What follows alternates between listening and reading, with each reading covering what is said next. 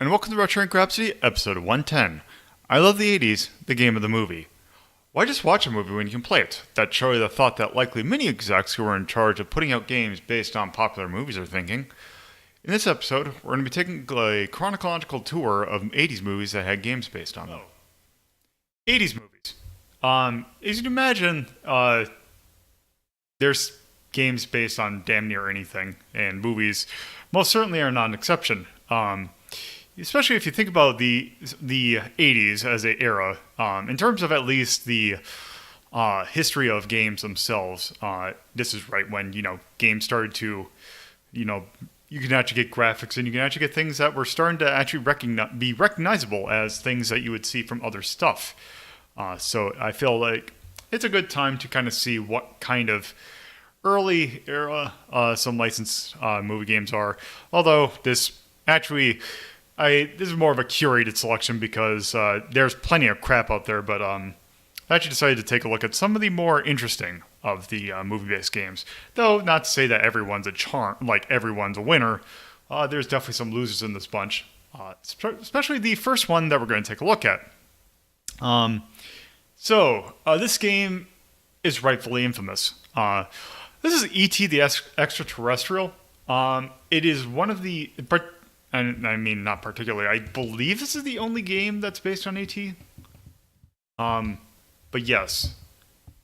Oop, come on. You gonna look? Oh, it's loading. So, yes. Based on the... And I'm going to do these games in order of the release of their movies, rather than the release of their games. So, E.T. Came out in 1982. Specifically, I believe it was relatively early. I want to say June of 92. Or 82, excuse me. Oh, yeah, there was some E.T. GBA games. Anyway, so, yeah, this movie was a huge hit. Oh, here, let me turn that down. Hey, comma. So, yes, I want to say it was July or June, when this game came out. And basically, Atari decided to capitalize that. I think they spent some, it was I want to say it was $25 million on this, on the license of this game. And, you know what, I'm going to... If I hit this, will it shut up? No, come on. One of these buttons gotta do it. Damn. I'm actually just gonna... I'll just do that. So, around July, I believe it was July 27th, 1982, Ray Nassar, who was the CEO or the head of Atari at the time, would it was actually kind of interesting because apparently Steven Spielberg specifically pointed out that he wanted the programmer Howard Scott Warshaw to work on the Atari version of E.T. At this point, Warshaw had just finished doing the Raiders of the Lost Ark Atari game, which is a really interesting game that I kind of should have done here, although it's kind of confusing and I'm not super familiar with it, so I don't want to butcher that, so I decided to skip that. Apparently Spielberg really liked his work. I mean, he also might have played Yar's Revenge at that point because he had developed that as well. So, Nassar kind of says, okay, it's July 27th, he didn't say a date, but okay, we need to have a game completed by September 1st of that year. So a month. It needs to be fully complete in a year. And basically, this is the kind of the funny thing about the story, because if I was in that position, I would say, absolutely not, that is completely insane. He decided, that sounds like a challenge. I want to go do that. So he came up with this convoluted concept of basically, well, E.T. needs to phone home, so let's have him get some phones and do a lot of kind of complex stuff. And apparently he had a meeting with Spielberg, and Spielberg is kind of like, I kind of want a game that's kind of more akin to Pac-Man. Can you do that? And he's like, Pac-Man's too simple. Why don't I go ahead and just make this game this concept that I'm working on? So yeah, Warshaw had made Yar's Revenge and Raiders of the Lost Ark. They're all great. Didn't decide to play test it. Didn't decide to do really any testing at all. and then just released the game for the holiday season of 1982. This game is credited for being one of the games to almost kill the entire industry. It was that bad. Although, really, we'll see in the game, but it is bad, but it's actually kind of interesting. So let's go ahead and actually take a look at the game. Okay, so there are 3 difficulty levels. It's actually kind of interesting because most Atari games, the difficulty usually increases as you get the higher numbers. It actually is the opposite in this. The 1 is the hardest, 2 is the medium, or 2 is, I guess, medium, and 3 is the easiest. Basically what they do is there are 2 antagonists of this game. You have the scientist who will want to kidnap you and take you back to a certain area, and you have the FBI agent who will steal parts of your phone and also take you back to the same area. 1 has you have to deal with both, 2 only has you deal with the FBI agent, and 3 takes away both. So there's a lot to cover. Let's just do 3 to begin with. So, when you start the game, you're just taken to this field. As you move, you take damage. And if you take a look at the top, there will always be an icon there. That icon actually, it's a context-sensitive kind of action thing. So, with it being an Atari game, I should say this is an Atari 2600 game, excuse me, you only have 1 button. So whenever you do the button, it does whatever the action or the little icon does at the beginning. So because that icon was a right arrow, it took me to the screen to the right. Also, you see that pixel there? That is a Reese's Pieces. Because, you know, he really liked that product placement in the movie. So, yeah, I now have a Reese's Piece.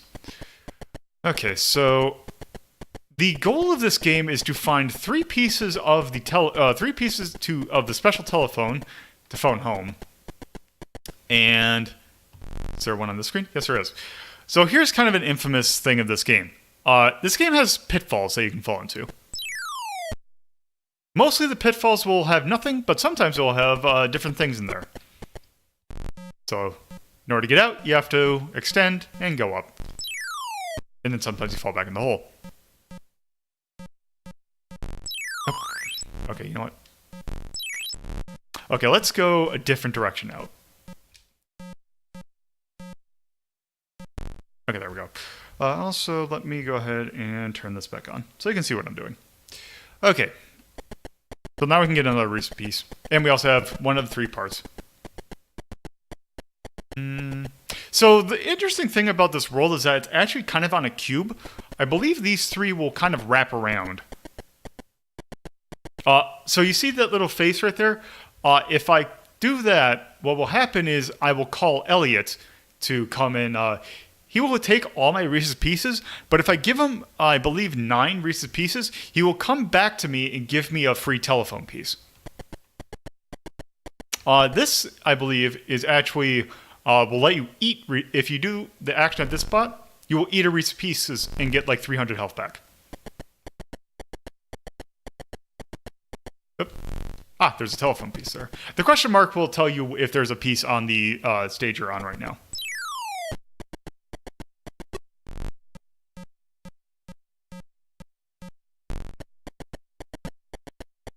There's always only 1 per page. Or 1 per screen, I guess.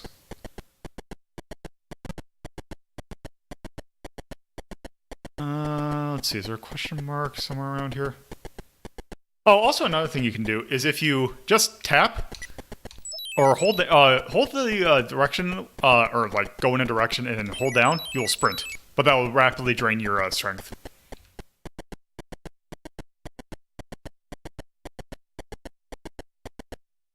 If I do this, what it will do is if the FBI agent or the scientists are after me, it will make them go back to their screen that they came from. I don't think I need Elliot in the moment. Let's see if I can... Oh, here. Yep, I saw it for a second. Up there it is. So there, I now have all pieces of the telephone. So now what I'm looking for is a place to phone home.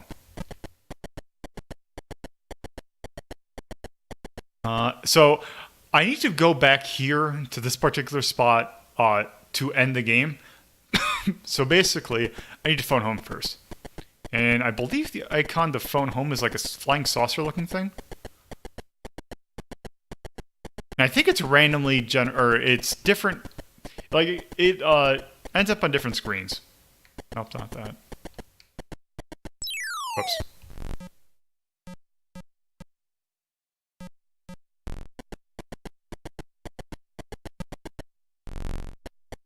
Let's see.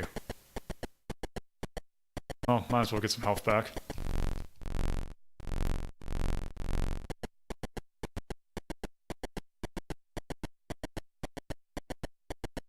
So yeah, this is where the... Oh, right there, I think. Yes! I've now phoned home. So I have up until that meter kind of goes, or it kind of... The timer runs out. Get back here. So now that I'm back here... We can speed up time a little bit. And now I'm returning home. And then we get our final score.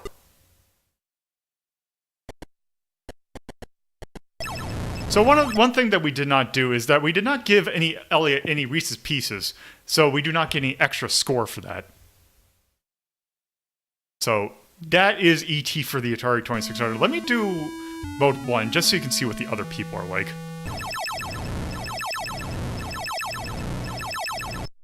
Okay, so let's go down here.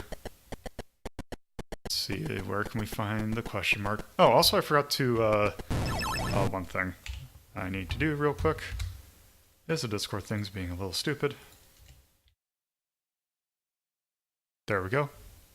Okay. So, now there's the FBI agent. We don't have any... Well, actually, I'll just show what he does. Oh, he didn't do anything because I didn't have any pieces. Oh, damn it.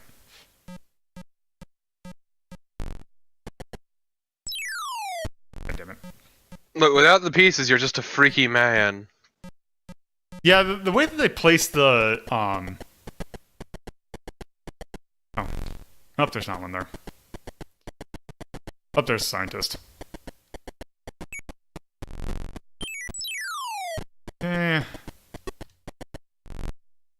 Also, sometimes you will find in in these little pits, you will find a flower that you can, like this. So now that I've made it, that flower grow, you actually have 3 lives in this game. But if you make that, flower kind of grow, you will get an extra life.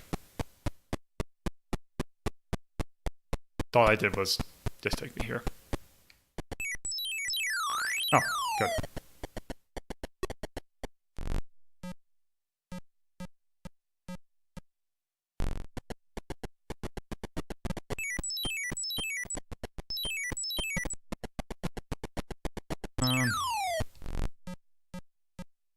Also, you do get hurt for falling in pits, as you'd probably imagine. Nope. Oh. Nope, not in there.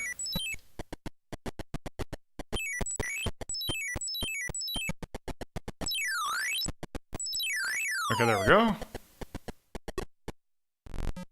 Now I just need to find the phone home spot.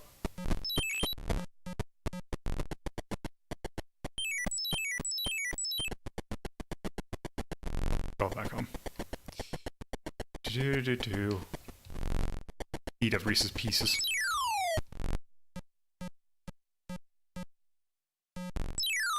Okay, apparently you don't want to go above the pits. God damn it. I appreciate how fucking incomprehensible this game is.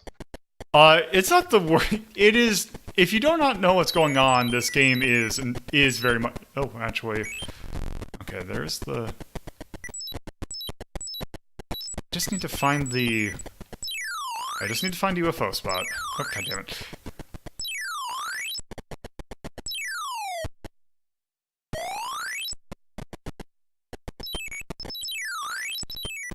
It's great that they sometimes place the, god damn it. Place the, you know what, I'm just gonna do this. Oh, did I see the phone home spot? Oh, there it is. Oh, damn it. I was just slightly off. So,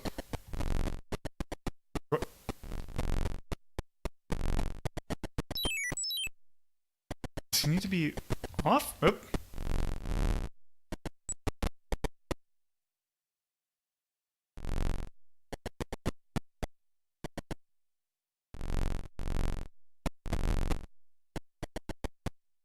Let's see. There, yes. Okay, so now... Oh,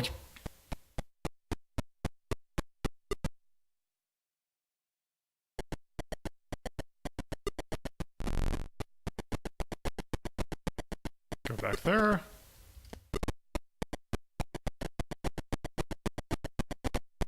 Damn it. It's off. And... Did you... Because he came...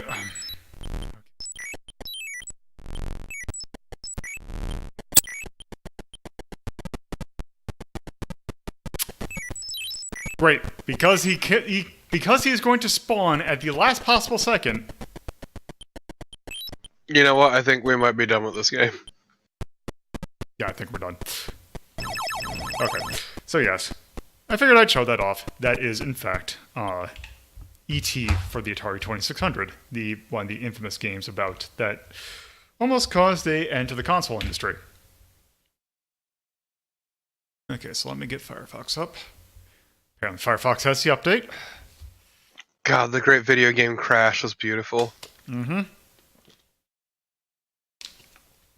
Okay.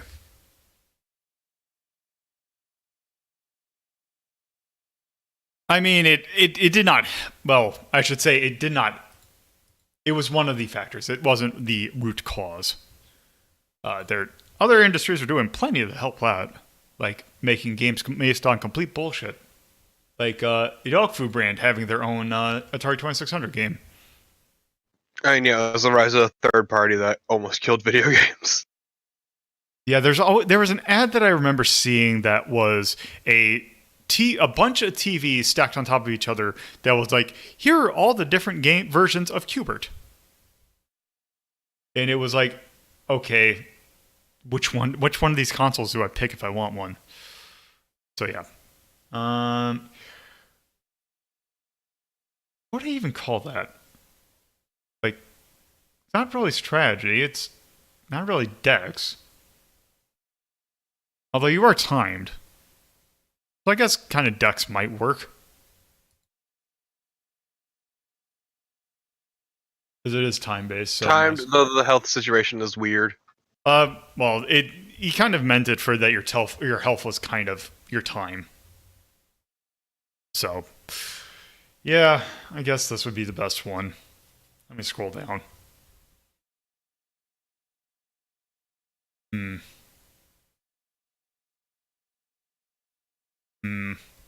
I'd actually have to think about that. Because this game is not good, but it's not like... There are games in this that I would rather play this over that. Like... I would not play Super Breakout over this. But, like, I'm having a hard time, like, ever imagining a spot where I'd want to play Revolution X. Maybe you should bring up the list. I probably should. Also, I probably should do this, too. There were a lot, actually. It's because a lot of them...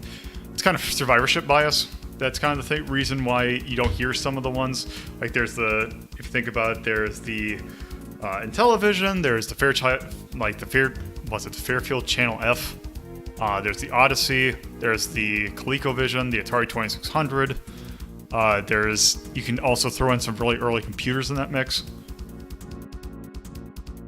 But yes, I'm kind of thinking Revolution X as a floor, because I don't think I would put it below that. And personally, I would rather play Super Breakout. Yeah, it's somewhere... I would probably put it put Funhouse above it. So I think God, the game is these two, fucking incomprehensible if you don't know what you're supposed to be doing. that's kind of a lot of 2600 games. You're not wrong. Like, watching a speedman of the Superman game for the 2600 is... Watching a speed man. Yeah. E.T. the... extra... And I have to look to see how to... For some reason, terrestrial is a word that I have... One of those words I have a problem spelling. That's why you have spell check. That was 1982. And that was by Atari.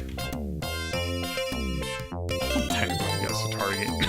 God, the fucking crash. Just every time I think about it. Why wasn't it successful? Well, it would have only killed consoles, because computers were doing perfectly fine, and so were arcades. True. Yeah.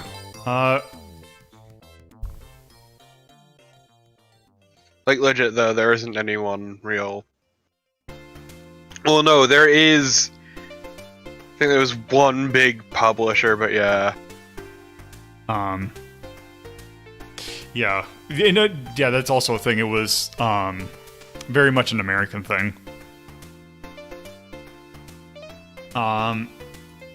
Well, it's good. Yeah, I know exactly what we're gonna do. It's a cash grab. 100%. I mean, that's entirely why they did it. I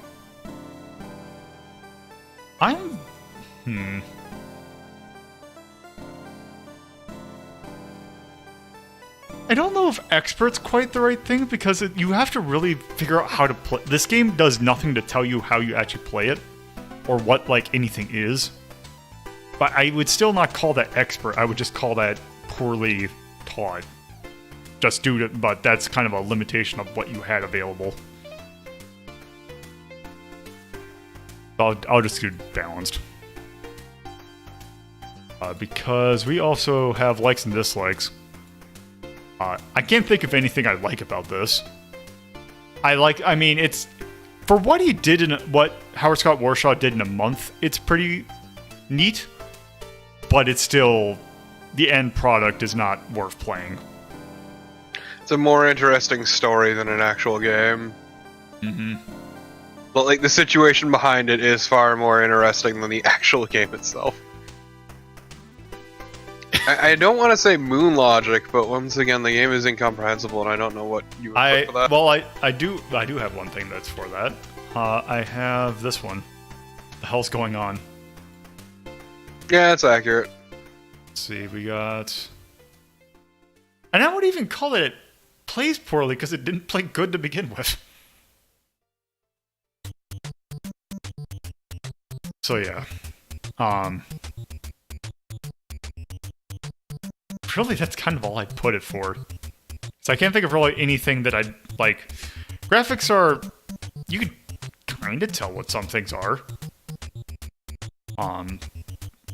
Also, I wouldn't even call it buggy, because it's not even buggy. Everything works the way it should. It's just... It's like it's... Not buggy, just an ass. The holes are intentional.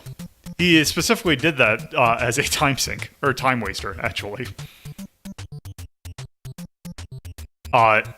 That's just how you had to do it, I guess. It's just design philosophy of the era, I'd guess.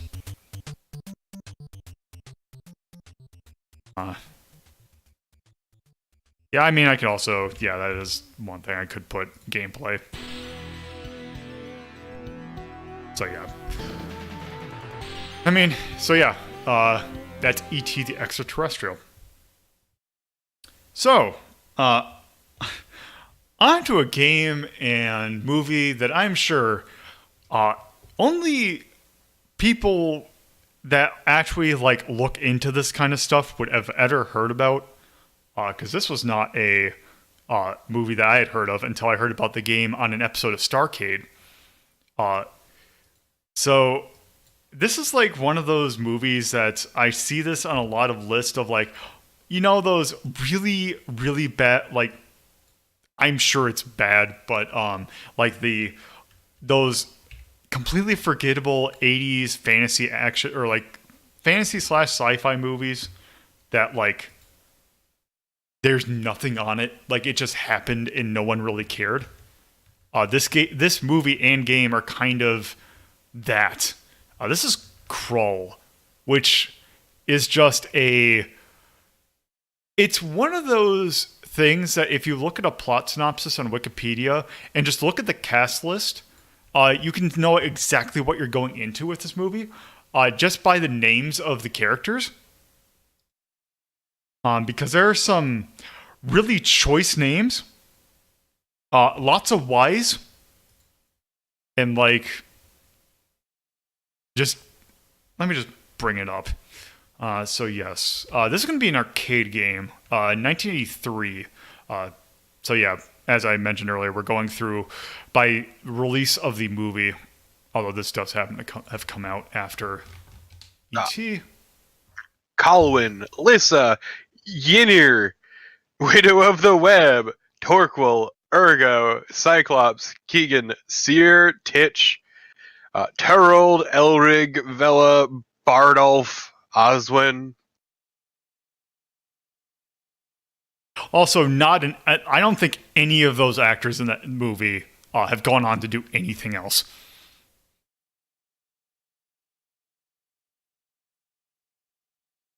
Okay, so here we go. I will have you know that the lead was on Star Trek Deep Space Nine and also JAG. Huh. Okay, I'm going to have to restart RetroArch. Okay, let's see. Also on Quantum Leap.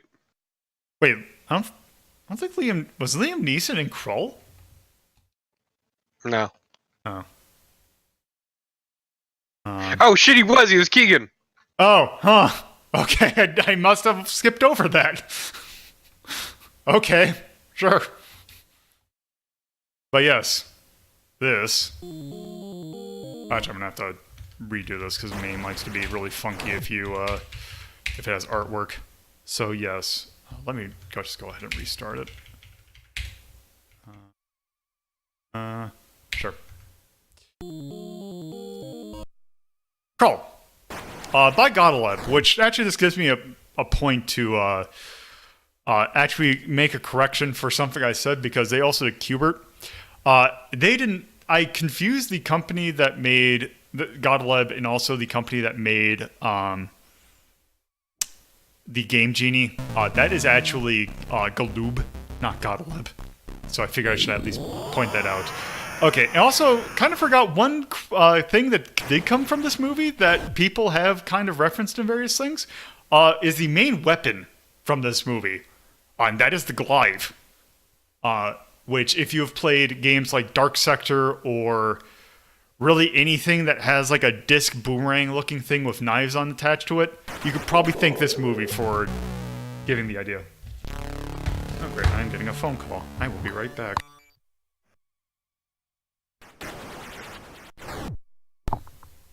Okay, I'm back. Okay, so, yes, Krull. Check something real quick. Okay, so, this is one of those, like, multiple different game style games, like, kind of like Tron. So yeah, let's just go ahead and start. Also, I should say, this is a dual joystick game.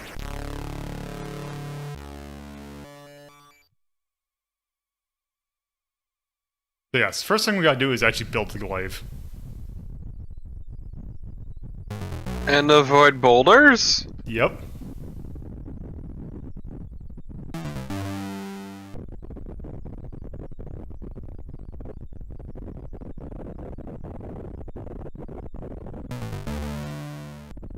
One thing that I will also say is this game has a really good noise that it makes whenever you die. I should get that piece right there.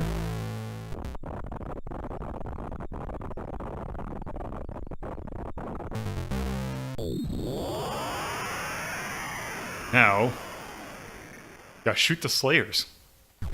Okay, but this not music is pretty great.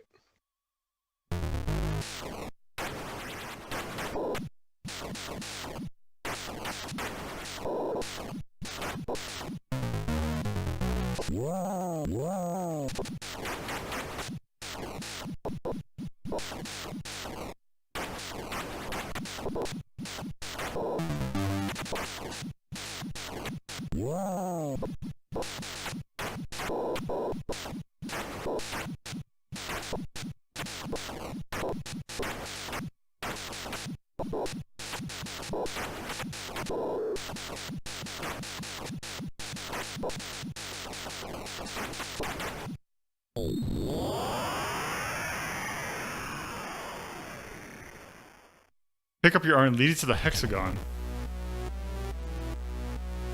I'm sorry. Here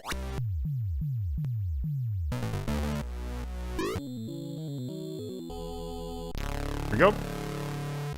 And now, for some reason, we gotta break down the hexagon.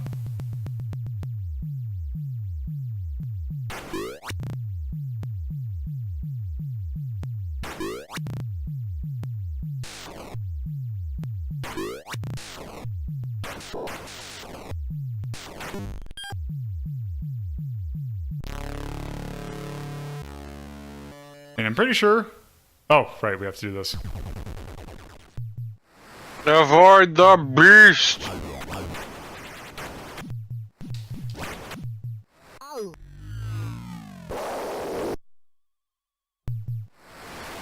What the fuck? This is ow.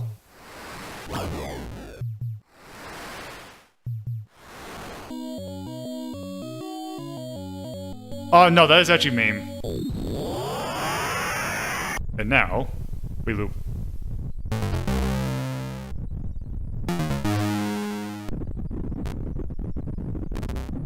That is the art that would be on the side of the cabinet.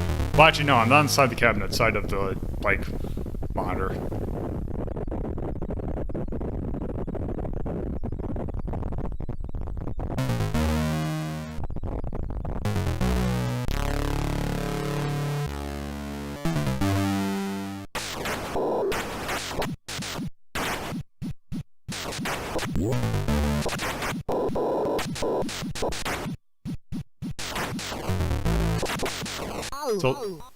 So we got this, like, not quite Robotron. Ow! Ow! It hurts!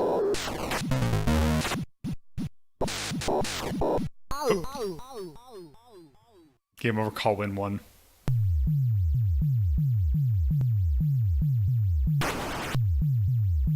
You need to do it, yes. Oh, we are not at the top of the Krull Elite. We are, however, at the top of the Daily Heroes. I can't believe you didn't kick Bob's ass. I do not know if there's a story. There probably is. I have not seen the movie, so I do not know. But yes, that was Krull for the arcade. There's also an Atari 2600 game that's also based on Krull, but that is not this. I think it has something to do with the breaking down the hexagon bit. But yes. Okay. So, yes. That's definitely the attack category. It's an okay game, but it's like... It is... If it's in the arcade, it's the game that you probably play after you've played everything else a few too many times.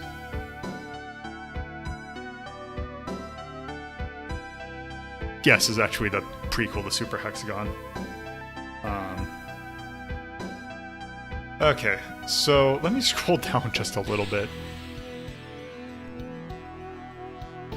Just a bit. Well, let me see. This game is functional. Actually, yeah. It's not particularly interesting, but it works. Like, could do... Like, I'd say right about here is when we're getting into the actually kind of... Because, like, we got stuff here that's serviceable, but not great. I would still rather play Hydra. Yeah. Like, I'd still rather play Joust. Like, I would still... Okay, like... I would at least rather play this than Silkworm.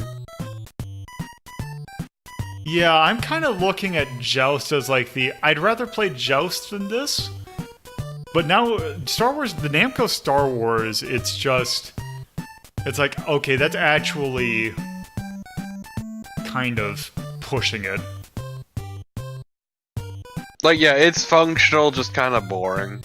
You know what, actually, what I'm kind of thinking... But also, it's one of those things that's like a big reminder of how far games have come.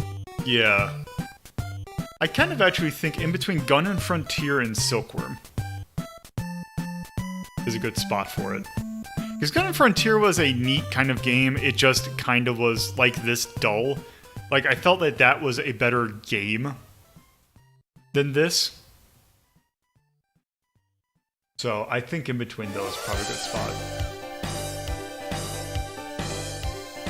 I really need to get more music on this list. I mean, I recommended 2 songs. I know, but I gotta get YouTube download for that. Also, I forgot to sort the list again. Okay. I noticed!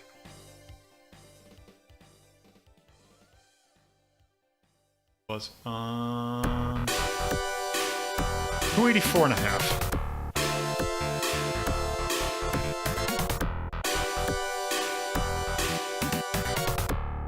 That was Krull. 1983. Got the lead. Arcade. That is an action game. It is a cash-in. And a movie I'm sure did absolutely wonderfully in the box office. I'm sure it totally made its budget.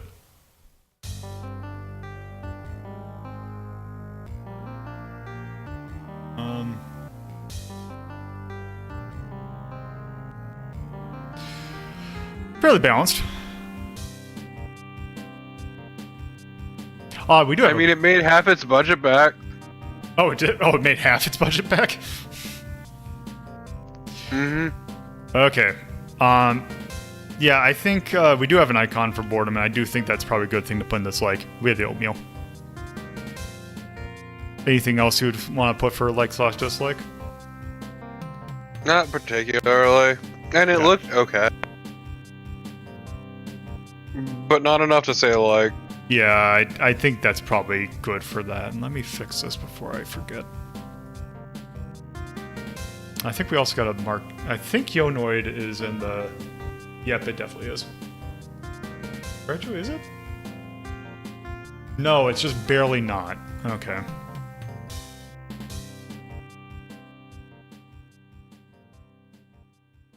There.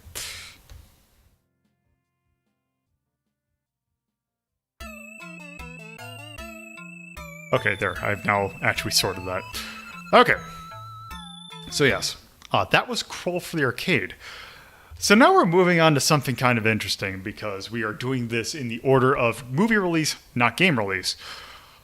So, 1984 saw the release of the original Terminator.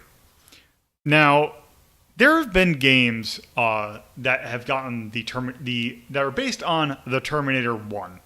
I believe Mindscape was the one who picked it up eventually. However, they were not the first company that were in line to receive the Terminator license. One of those, I believe one of the first ones to actually try and do that, was in 1989, or was Sunsoft. Was trying to get the Terminator license.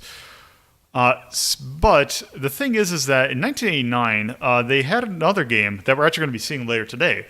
Because in 1989, the Tim Burton Batman movie came out. And they had that first. So they actually made the game based on the Batman movie. So it's either that they didn't have enough money to secure the rights to 2 games, or something fell through in the licensing deal. But the game that they were going to make that was based on Terminator did not come out as a Terminator game. It did, however, come out. In fact, you can, if you go into the kind of the sprites in I forgot what it's called, but basically, if you go into the data or graphics data, you will actually see copyright information for the Terminator being terminated to, or being copyright of, I forgot what group it is. But yes, the game did come out, and I'm going to be playing the Japanese version of it because really there is no difference other than name and the character sprite. But this is kind of an interesting game because it's a game that I had as a kid. Also, I just really like the Japanese name of this game. So this is Rough World. Like Rough World. But those of you who are familiar with, might be familiar with this music. This game came out in the US as The Journey of Silius. Yeah. So, let me go quick, get this going. Also, okay, but this music is kick-ass. So there's actually kind of a thing about this music. Sunsoft NES games are kind of well known for having a very heavy bass line in their music. This is the first game to do that. If you're kind of curious about how this works, so basically the NES has 5 channels of music by default. You have what is called the square, or I believe it is 2 square waves. You have a triangle wave. You have a noise wave, or also the triangle and squares are basically just your standard like any 8-bit music. The noise channel basically is the thing to make the noise that a lot of games use for drum. And then you have another channel called the DPSM or DPCM channel, which is actually a sample channel. A lot of games would use this for the drum effects, or like they would sample drums and use that for their music. Super Mario Bros. 3 is a good example of that. A lot of actually like late 80s Nintendo games also did that. What Sunsoft decided to do is we're not going to use it for drums. We're going to actually sample a bunch of bass guitars and have that being sampled as part of the music. So that is how they did that. So yes, let's go ahead and start. Well, regardless, it fucking whips ass, so I mean...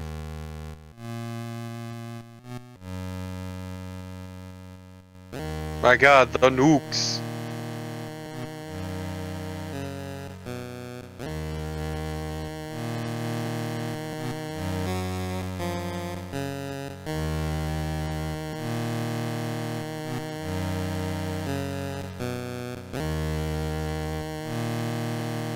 It was an accident, but what if it wasn't? I really like this intro. Wow, look at this fucking thing. Yeah. I fucking love the future floppy. I hear the terrorists are making... Okay, I think they cleaned up the English a little bit in the US version. Also, by the way, evidence of this being a Terminator game.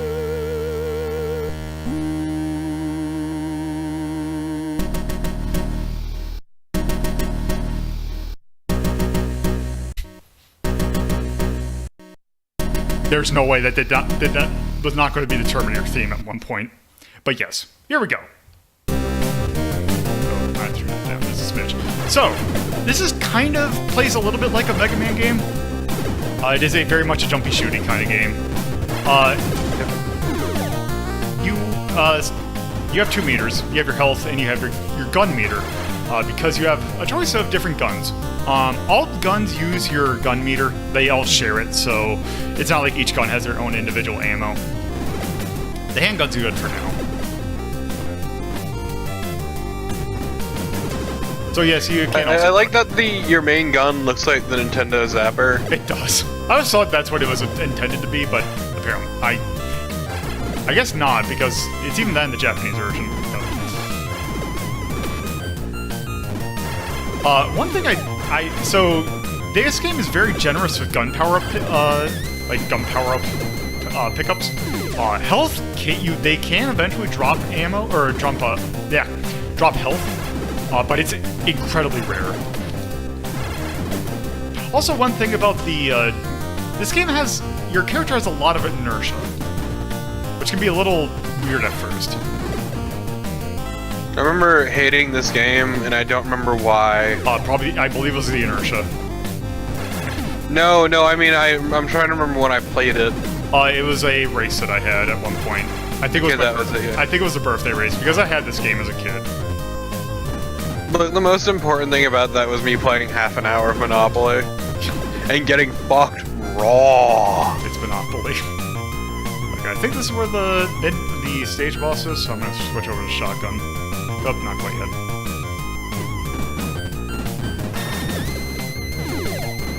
God, this really does not want to pick up or drop health.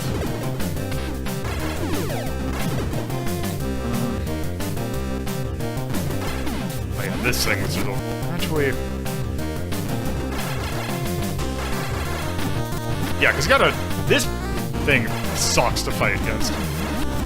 I'm gonna need some help for the boss. Yeah, it's... Oh, there we go. Yep. So yeah, every time you beat... every stage will have like a mid-boss... Well, I guess... Not really mid-boss at the end, but like a small boss before you actually fight the main boss. Oh god, I remember this. Yeah, this is actually like one of the more like dickish fights. Oh, by the way, also you can use your music or use your weapon that you get. So the machine gun, which so I do not remember him firing as many shots when I did the test run of this. Yeah, because this thing just is really annoying to deal with. And like no other, I don't think there are any other bosses that have something like this. Okay, yeah, this is just really... Okay, I should be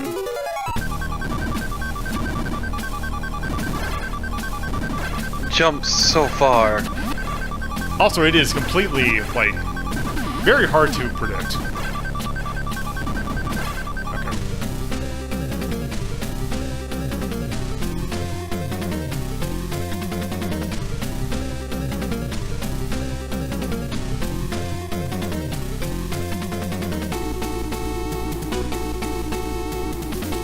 Yeah, because this boss is actually fairly simple.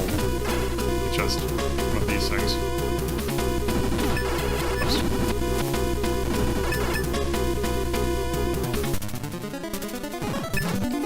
Okay, and now I'm back to just my handgun, which is pretty it does good work.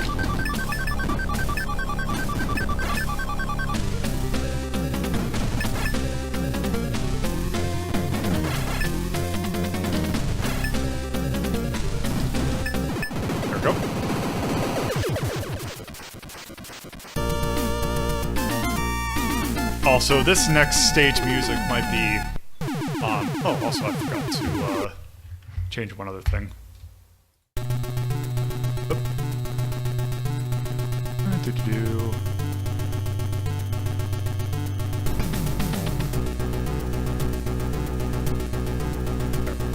Okay.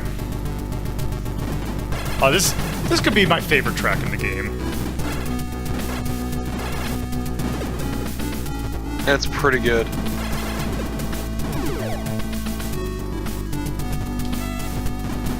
That is actually one other thing that this game, it's very annoying about this game, is that it likes to pull a lot of kind of gotcha enemy placement. Because there are parts where you have to go like vertically, and it's kind of bad about putting stuff directly where you land. This stage is particularly bad about that.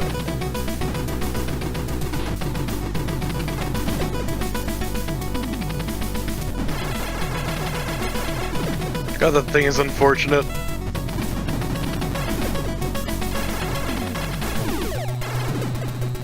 I'm just gonna start using auto fire. Oh, that works.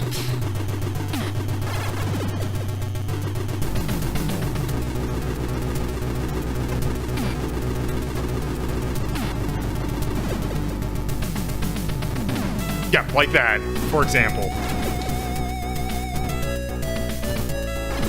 Also, it's weird placement right there because you can't move forward when you're you're prone.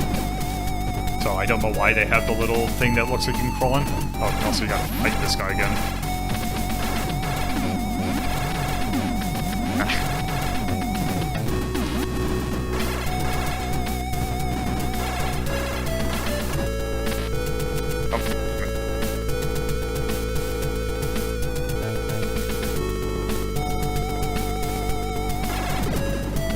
Oh, there, we finally got a health up, and that's as much health we get. That was For that very rare pickup. That was really pathetic.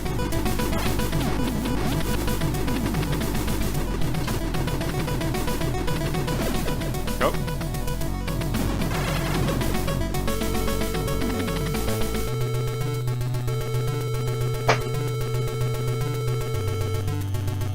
It could be, because there are some.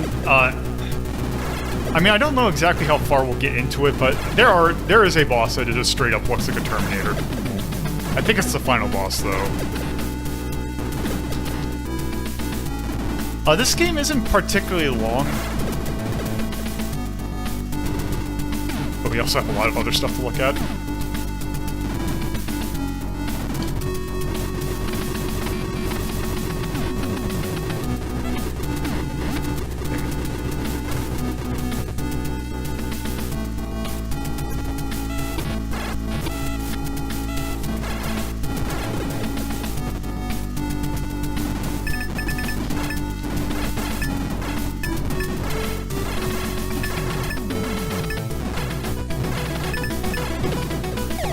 Now we get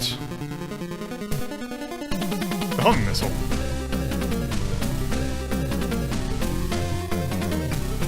Oh no, that's not.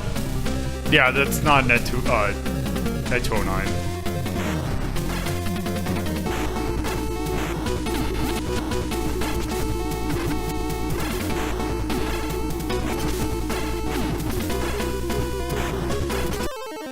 Oh wow, that is a huge hitbox.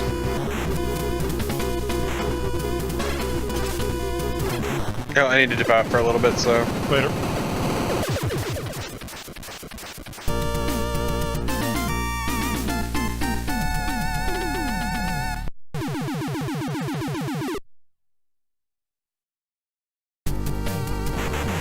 Oops. Let's do one more stage. Oh.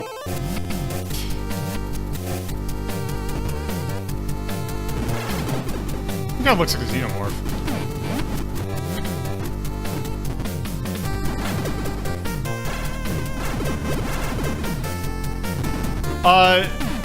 The US version has a different main character sprite. This game is pretty difficult. It also does not help. I believe there are limited continues. Also, there is no password system. Okay.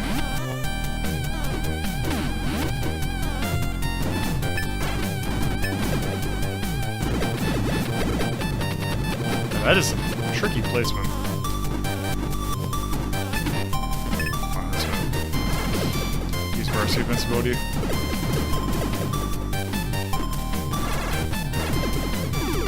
Okay, damn it.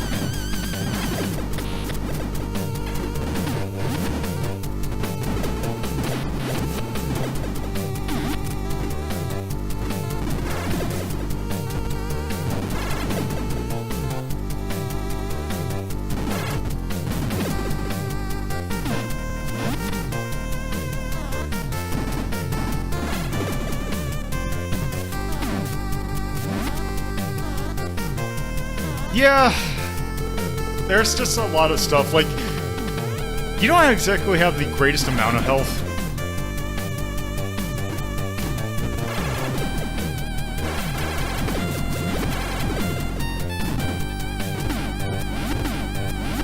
Like, I would definitely put this, like, well, once we get into the rank, I'll go over. Okay. Also, I am not using my sub-weapons as much as I probably should. It's not helping me.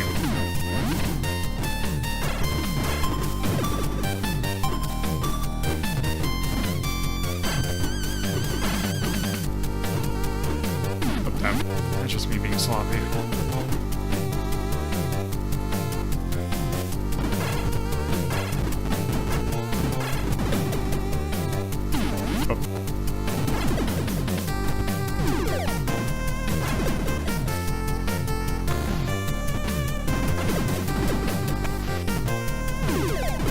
At least they do give you plenty of weapon powers.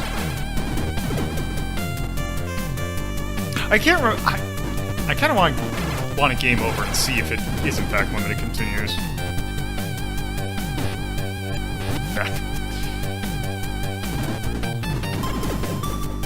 Oh. Weird how they kind of give you something that looks like you have like a choice, but it's one-way scrolling, so you don't.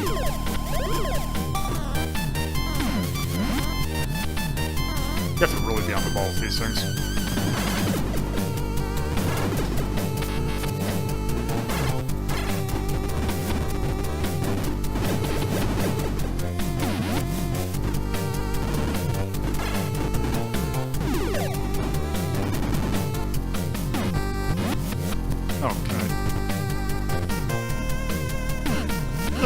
Oh, that's just tricky.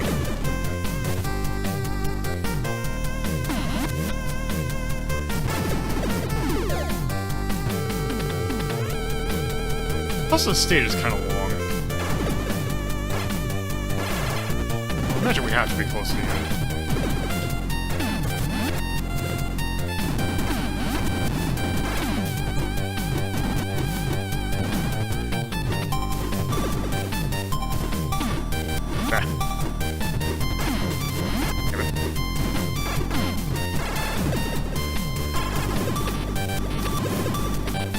I'd imagine that this is just, you very much have to break out your, I think it also does not help is that I am in the, Mega Man mode of I only need the Buster in order to get through a stage.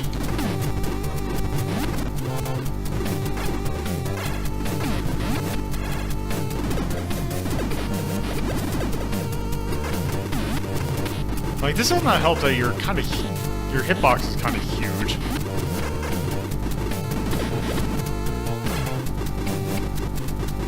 You need to be positioned like a very specific spot right there. Oh, come on, there we go.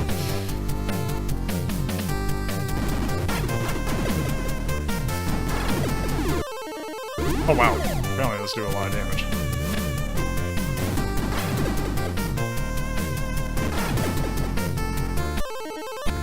God, this just needs to be a little less cingy with the health pickups. Damn it. Okay, that's gotta be all of this. How do I hit it? There we go.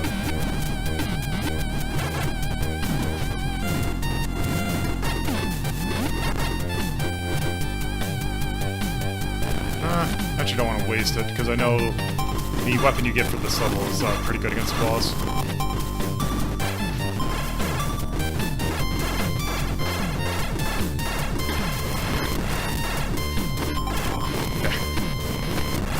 Stand by ready. Good luck. Thank you for the raid.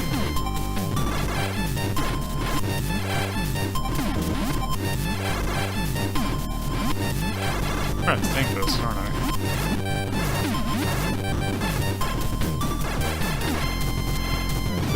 There we go.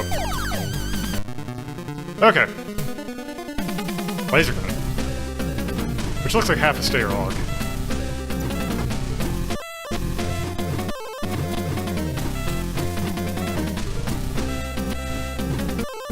Just a bunch of, like...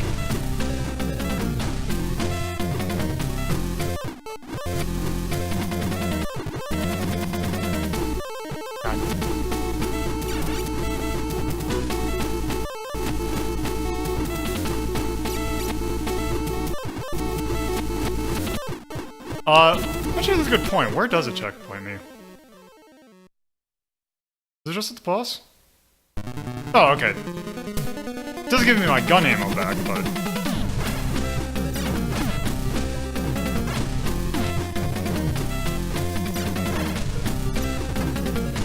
That's at least a little merciful.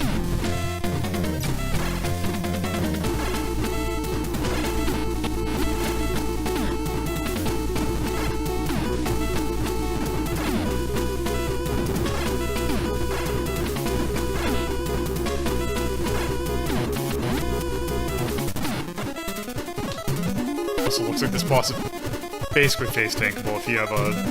There we go, yeah.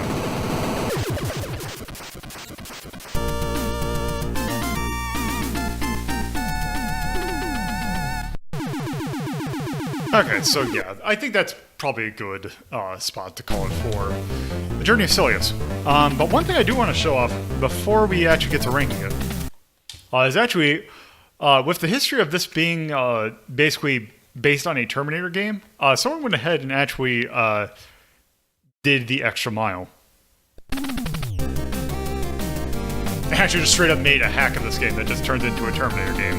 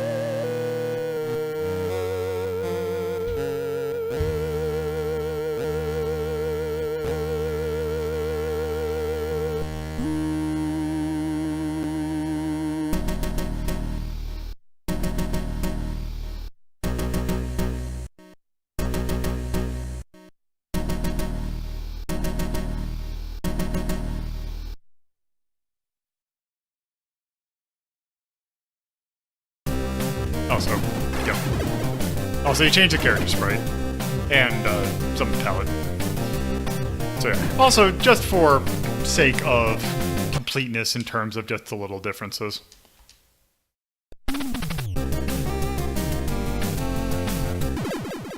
Oh, actually, this one does not do it because this is actually... I forgot the European version also changes it to the Japanese version. But anyway. So yeah, that's Journey to Silius. So yeah. Kyle Reese, I believe his name is. So yes. Okay. So this goes on a resist list. So if I were to say where to put it, kind of looking at this.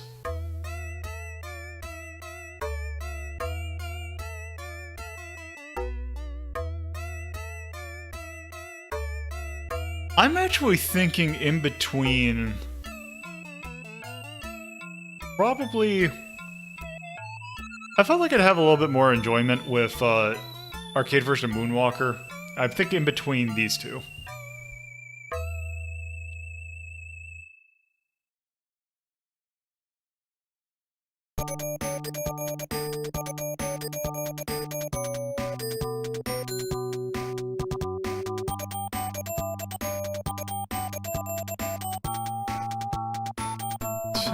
That came out in 1990, I believe. Sunsoft. For the NES. It is an action game.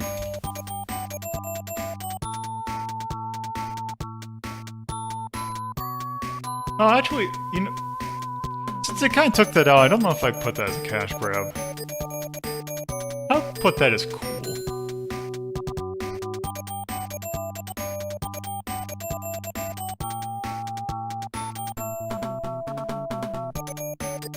And yeah, I will definitely say this is for experts.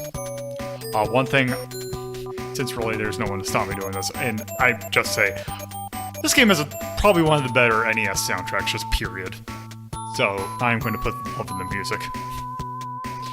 Other than that, I would say there is definitely some cheese. The gameplay itself is fine. It's just there is some really cheesy nonsense they have to deal with. I do kind of like the enemy design though, so I'll actually give it a heart.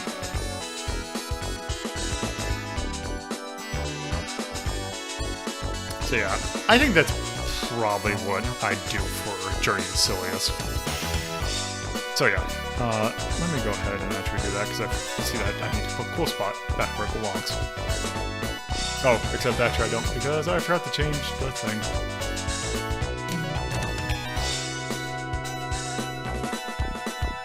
I'll just say that for now.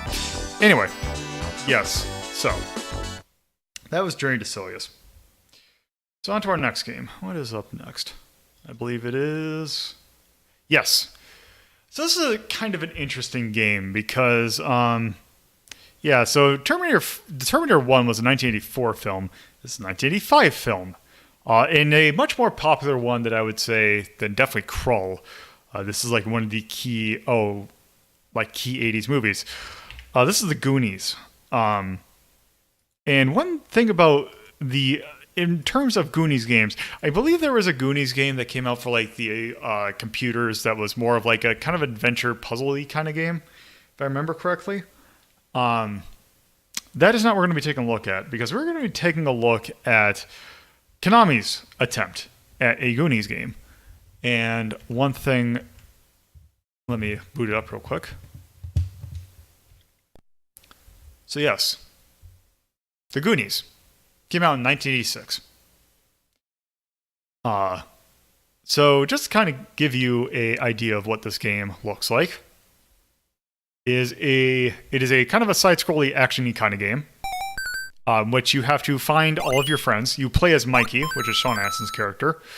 You have to find all the other Goonies, and they are hidden between these little doors. They have to use bombs to get behind. So one weird thing about this game, for being a very American movie, this game in particular did not come out in cartridge form over here. We only got the Goonies 2, the sequel to this game, oddly enough. But there is a way that this did come over, and I actually am going to show it off using that method. It was a game that was available, and let me boot it up because it's going to look weird at first.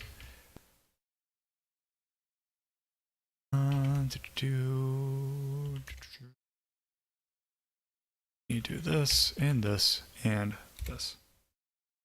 So, it came out for the PlayChoice 10, which was a way to... basically, it was one of Nintendo's kind of experiments with doing arcade, or their games in the arcade. Basically what this was a way that you could do... basically, it was a machine that had either... If it's just a PlayChoice 1, I think it only had like a handful of games. But the PlayChoice 10 was a dual screen kind of setup. So I have it here side by side so that you can kind of actually see it in like the stream window clear, but it would look basically something like this. Oh, not like that. Hold on. Why is it looking? Okay, it is. There we go. It would look like this. Very similar to the arcade version of Punch-Out. So let's do this here so that you can actually see it a little bit clearer. So yes. So whenever you did a PlayChoice 10 machine, there's what the control panel will look like. Whenever you put in coins, you would get, the default is that you would get 5 minutes of playtime. I can put in as much as I want. And you have, in a normal PlayChoice 10, you would have games, up to 10 games listed here. The way that MAME does it, you only have one. I kind of wish you could build your own, but anyway. Let's start the Goonies. So, one other neat thing is that it gives you, on the top screen, it gives you kind of some, let's see, do I have to... Oh, here. It gives you kind of instructions for how to play the game. Also gives you another thing. Also, sometimes it'll give you little secrets, like there, where that's how you do the kind of continue mode. So let's go ahead and start. Also got a okay rendition of The Goonies Are Good Enough. One other thing I will say about the PlayChoice 10 that's kind of interesting is that it is one of the ways that, or at least one of the few ways that at least over here we had access to play these games in an RGB color format. Because the monitors in these were actually really good and not just like home TVs. When the kind of rat enemies, you can actually kill them. Whenever they die, they will drop a bomb. You do not want to be in that bomb's explosion because that is a one-hit kill.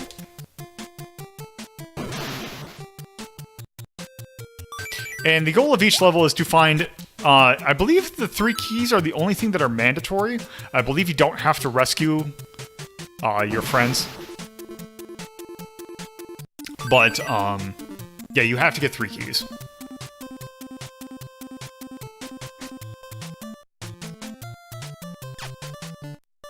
Oh, whoops.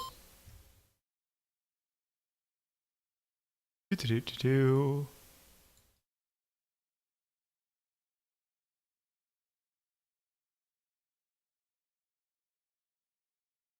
There we go.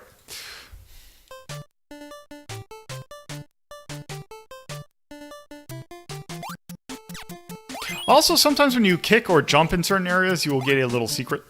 Oh, here's the other kind of enemy type. Kind of the goons of the Fratelli family. You cannot kill them, but they will go after you.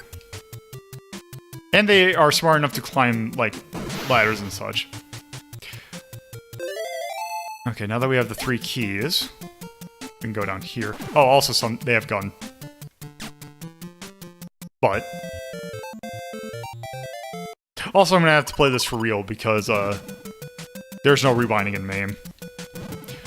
So now this is kind of a more how the rest of the game is laid out, because there are, if I go over here, actually I think that one I don't need to go into yet.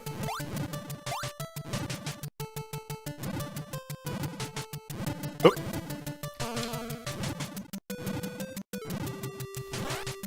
Yeah, whenever you kick them, they just kind of fall over. Oops. Oh. Oh, also, you want to find, when you find the white rats, you want to kill them ASAP. Damn it.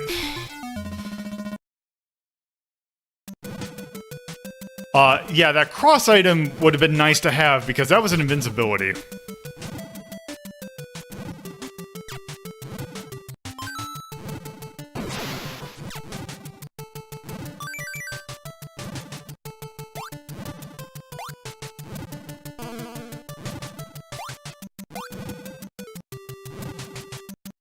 Also, you can't kill enemies with your bomb. Also, for some reason, they sing.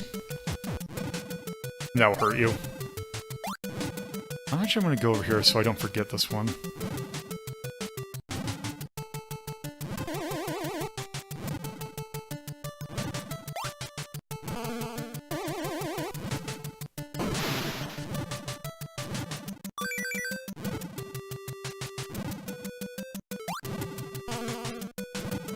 Oh, right. The yellow ones, when you kill them, they turn into this little fox thing. Come back here.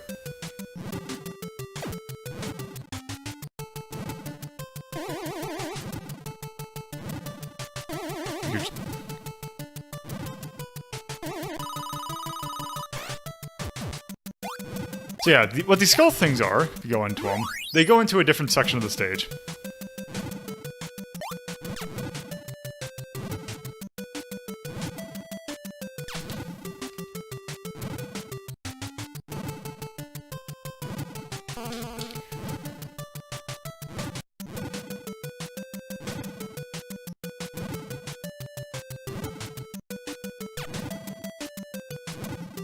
It's here as a jump?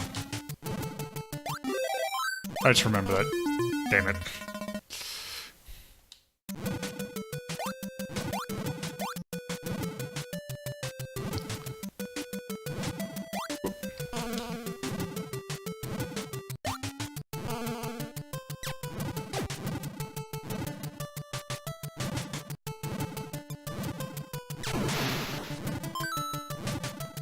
Oh, and sometimes there will be, health ups in the doors too, which is nice. Actually, one thing, if I remember, is over here. Actually, very nice.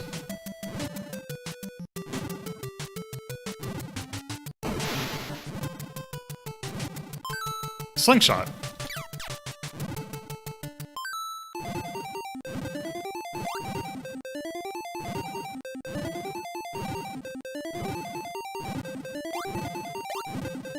Oh, shoot, I don't have a...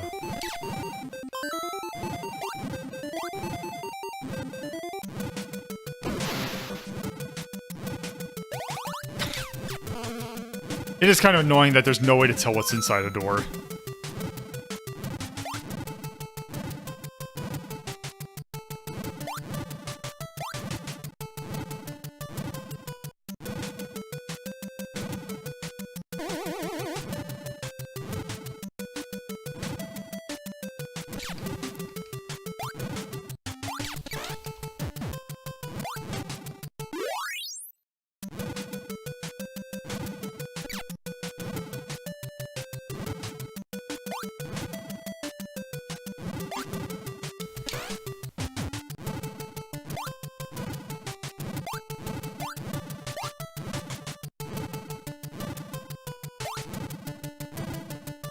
I don't think there's anything important in that door.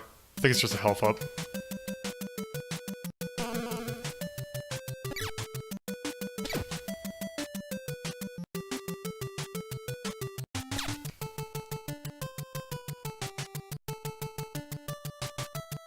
Also, yeah, there are hidden items. I can't remember exactly where a lot of them are, though, unfortunately. So I think the earmuffs are in stage 1, I kind of forgot about them.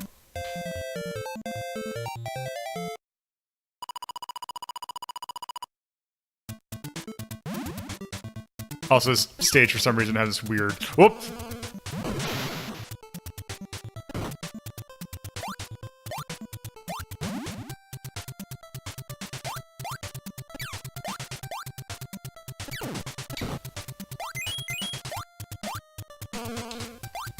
One thing is if you get 8 diamonds, I believe, you get a full health up.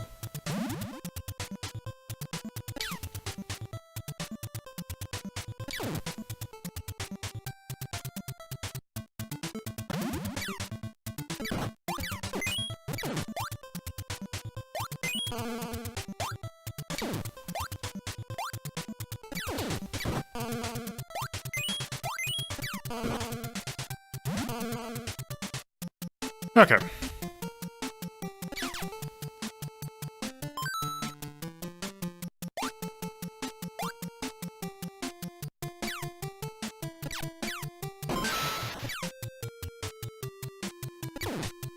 Also, sometimes Draculas appear.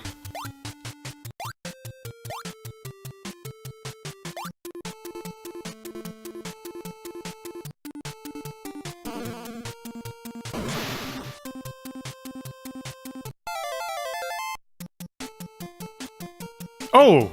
Actually, now I remember. I missed, Oh yeah, I would not, I can't remember what happens if you don't get all the Goonies, if it gets you, like, a bad ending or something. I missed one. I know exactly where I missed it, too.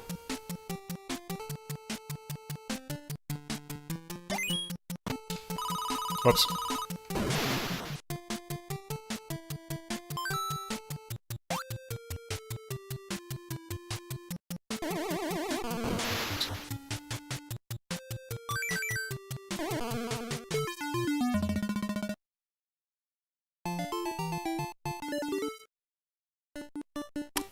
That secret continue did not work.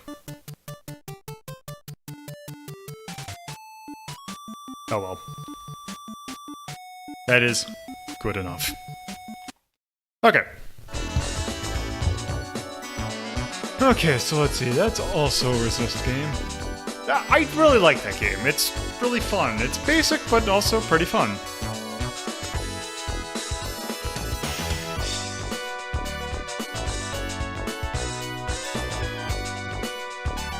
Okay. I would definitely say probably put it above the original. Let's see. Where did we put Journey to Silius? 53.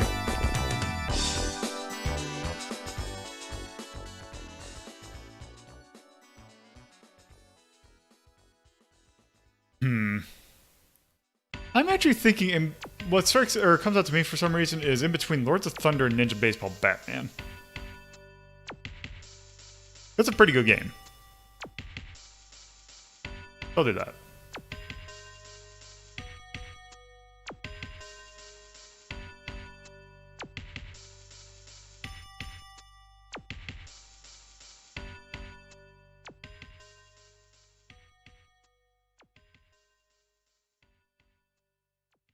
No, 1986.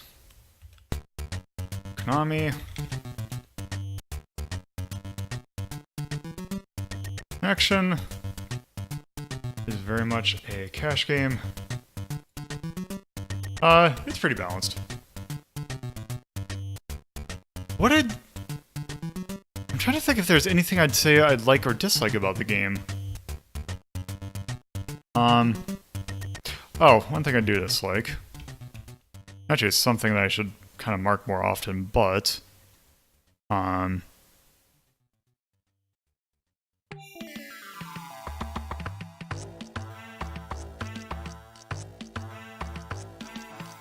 Point purse. Lack of continues is kind of annoying.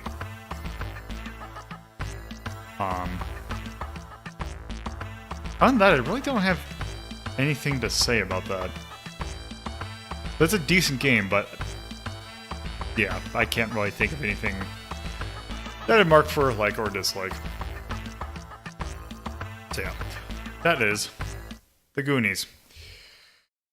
So we have another Konami game coming up.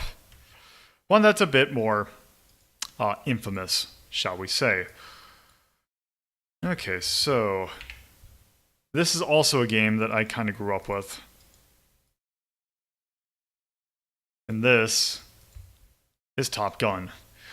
So, it kind of technically ties into the game, or ties into the movie in kind of in name only.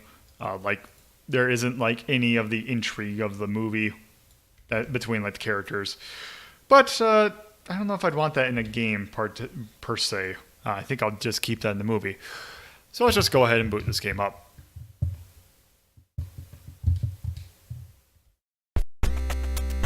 So one thing is that we did actually technically rank this during ranking of shmups, but then we determined that this technically does not count as a shmup, so we kind of took it off the list. So yes, it does have a good rendition of the Top Gun anthem, which I very much appreciate. Let's go ahead and start.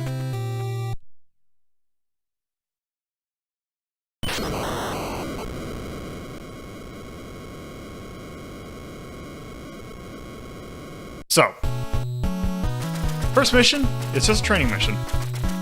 Basically survive. So you have 3 different types of missiles that you can pick from. There is zero reason not to pick Hound for the first level. What it does do is there will be enemies that will take multiple hits. Basically, the more powerful missiles you get, the less missiles you have to use against them. Let's go and start.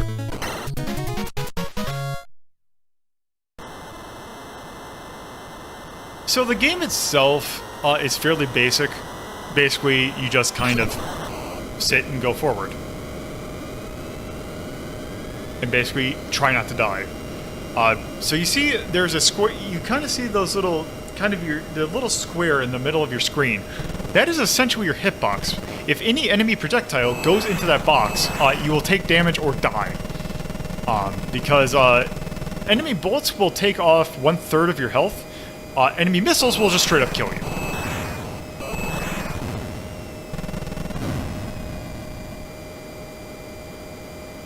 There are better actual, like, more flight simmy kind of games, but for the NES. But yeah, it's decent for what it's trying to do.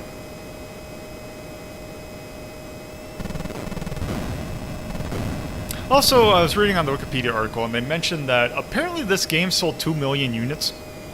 Okay, there's a missile. You can destroy the missiles.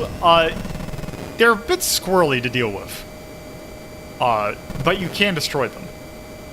Which is good because, as I said earlier, they'll kill you in one hit. So, I don't know exactly what the criteria is for actually ending the stage. It seems to always end when I have around 2 pips of fuel left. Not sure. I should also do... Oh, okay. Also, sometimes this happens where you just gotta kind of shake them off. Just go left and right in a particular pattern.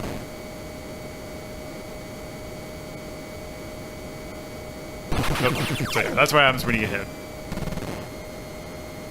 Oh, it's actually 1/4. not 1/3.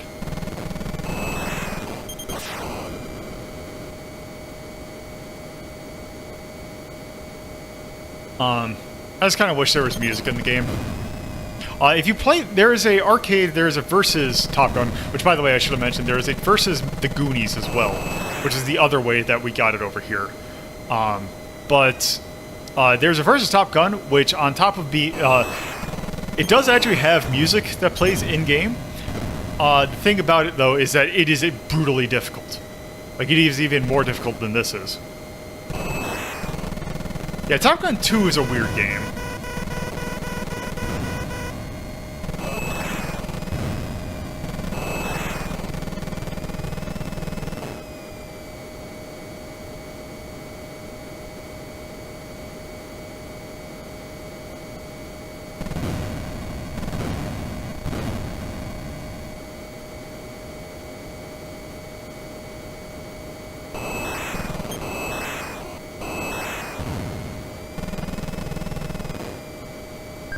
Okay, so here's the more notorious segment of the game, the landing sequence.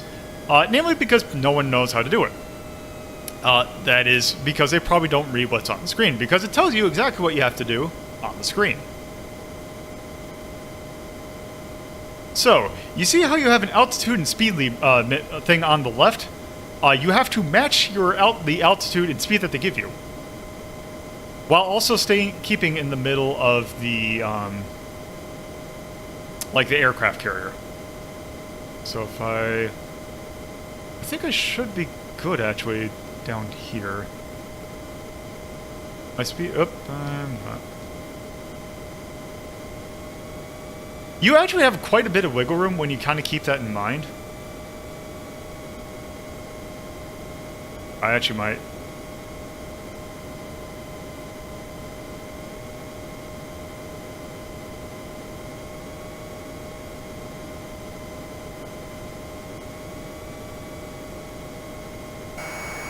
There we go.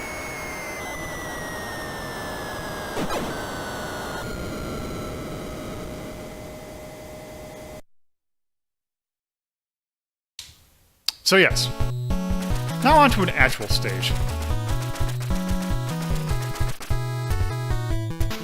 Okay, so now it's actually more worth it to actually take something of a little bit more firepower. I'm actually going to go ahead and take Tigers, because I tend not to use missiles that often.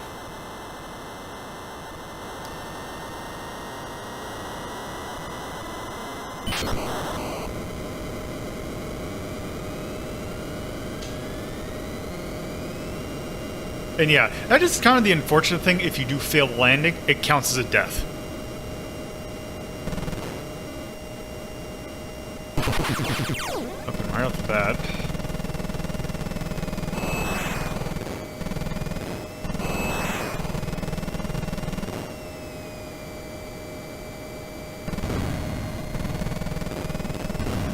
And this one also, since we're over... Yeah, not only do we have planes that we have to deal with, we also have various sorts of sea craft.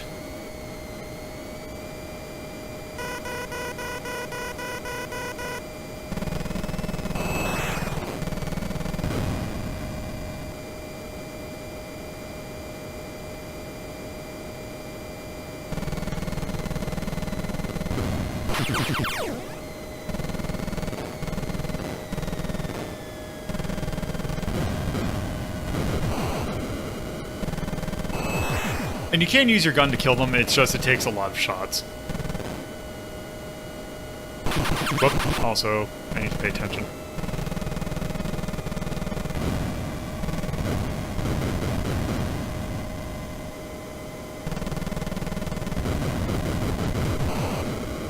See, that's why this is... Yeah, that's the thing where the missiles have a really weird hitbox sometimes.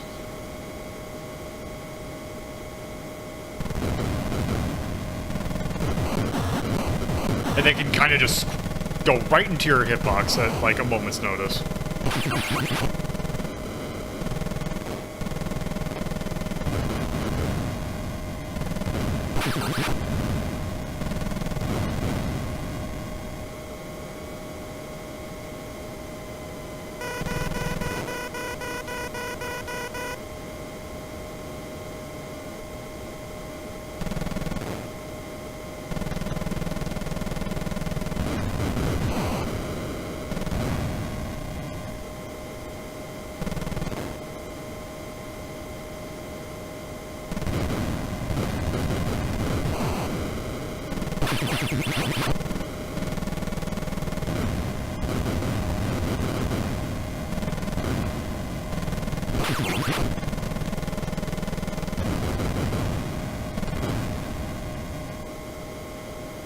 Go.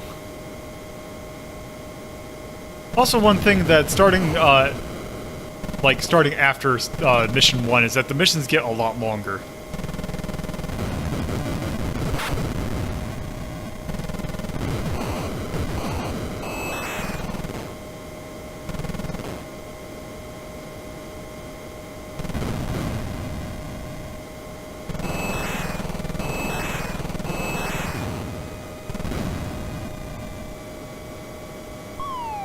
And I'm getting close to empty, so...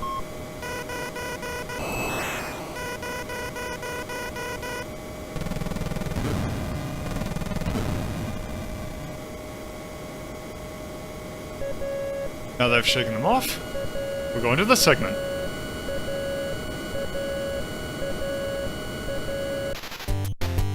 So this is the music that plays in the all the time in the Versus game. So, basically it's the same mechanism as the landing, except a lot easier. You would also get, not only do you get all your fuel back, you also get all your missiles back.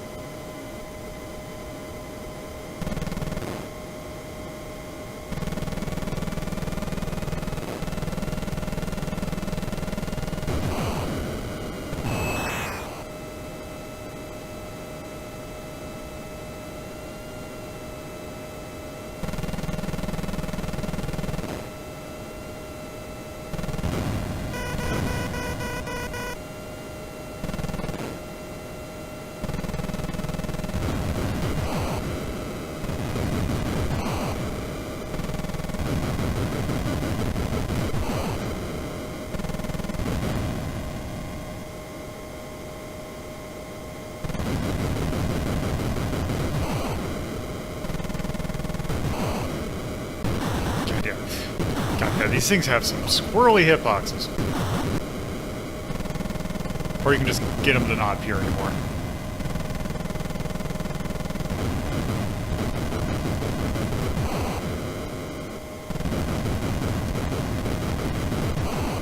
Also, one kind of frustrating thing is that you have 3 lives. When those lives are gone, game's over. Like, back to start.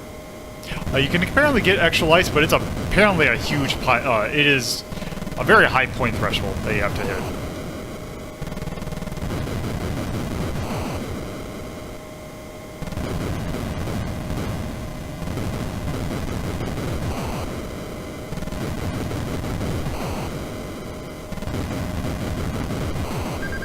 Okay, here we go. So here's the first boss. Basically just missile it to death. There we go. Then once that's dead... Yeah, this game has bosses. Not a lot of people realize that.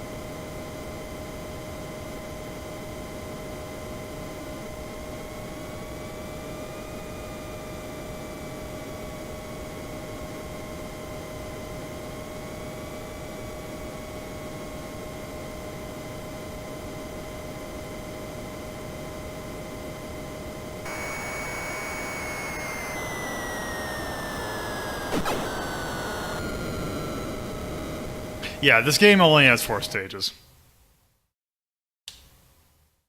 Alright.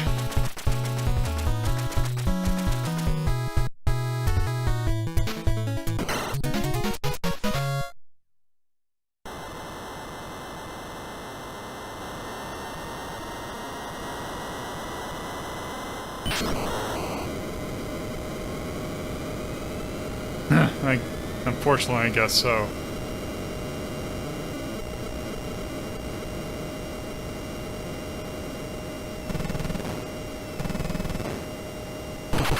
Oh.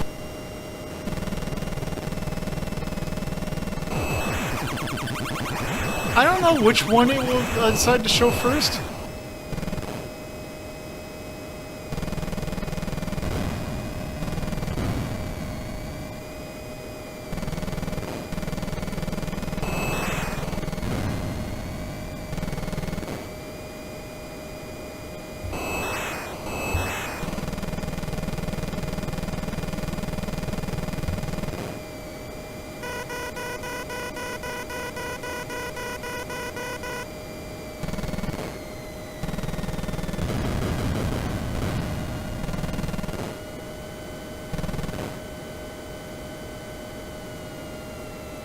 I wonder what the max speed is.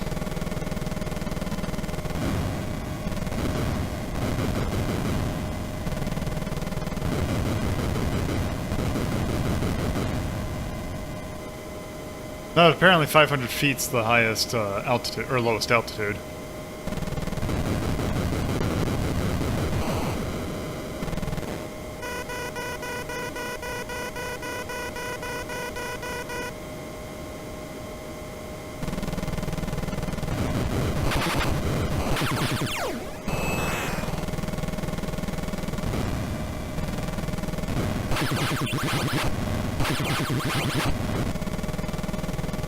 Yeah, this game has some weird hit detection.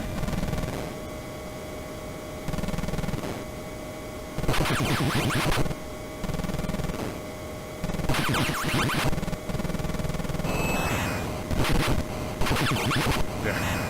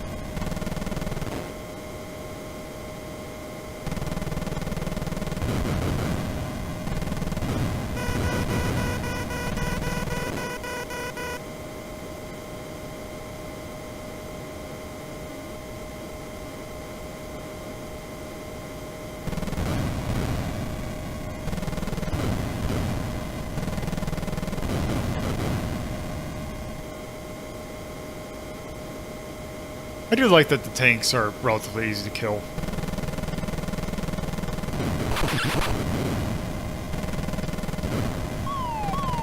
Oop.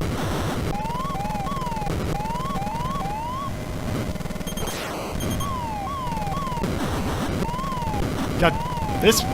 There we go.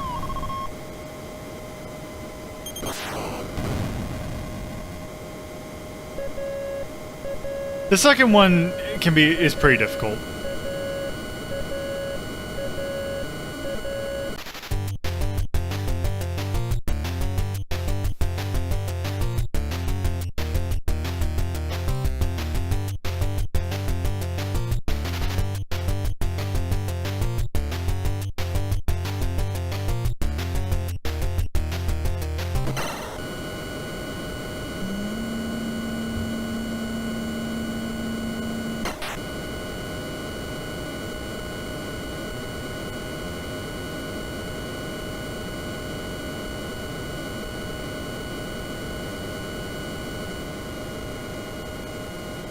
Okay.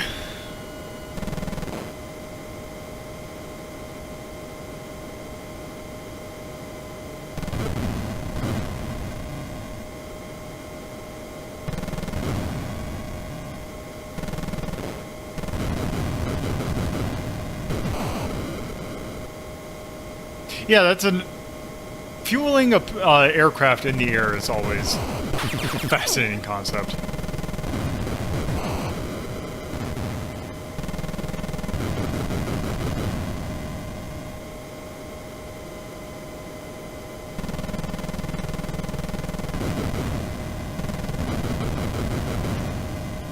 Also, being so low to the ground also seems to make it so that the missiles kind of always just fly above your head.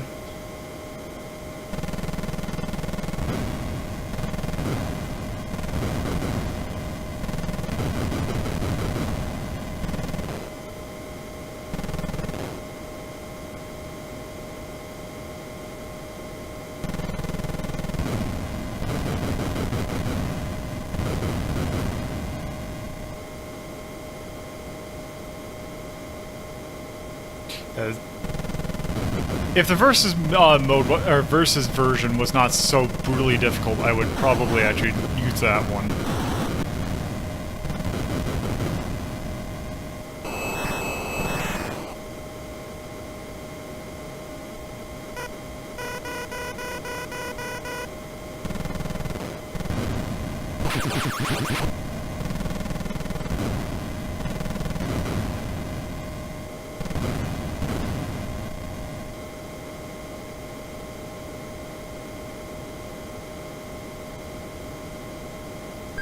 Okay, here we go.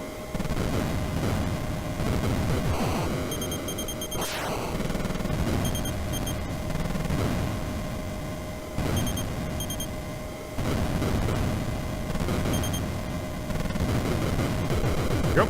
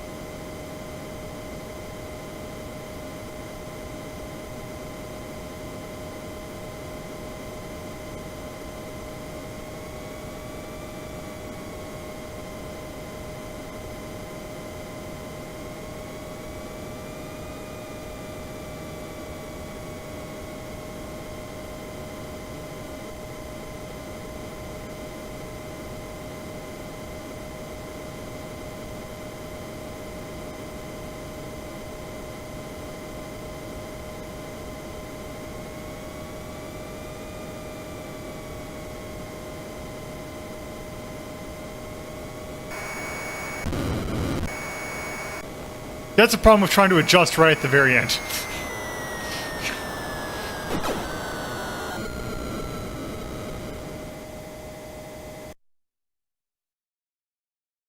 You do have a pretty good wiggle room. Also, yes, this is the last level. Destroy an enemy space shuttle. Do we want to see the ending of Top Gun?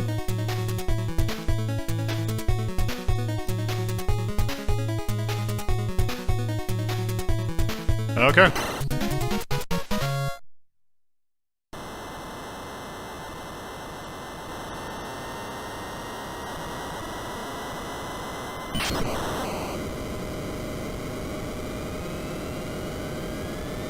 One other thing about the versus mode, yeah, it's the last level. One thing about the versus version that's kind of neat is the fact that you get a little screen that gives you like a kill count.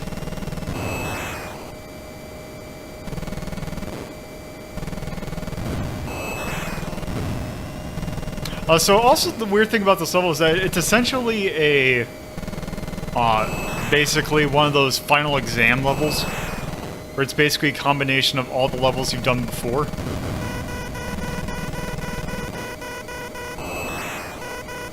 Ooh, this thing's actually putting up a fight. I think it's supposed to be night.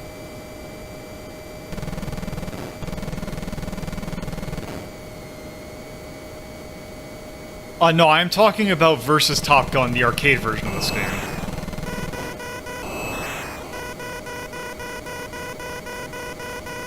Which I actually had to play in person. They had that at MagFest on one of the most ricketiest cabinets that I have seen to air-to-sea combat. And it's still not the cursed cabinet. No, it is not the cursed cabinet. Oh, wow. New kind of... Oh, god damn it.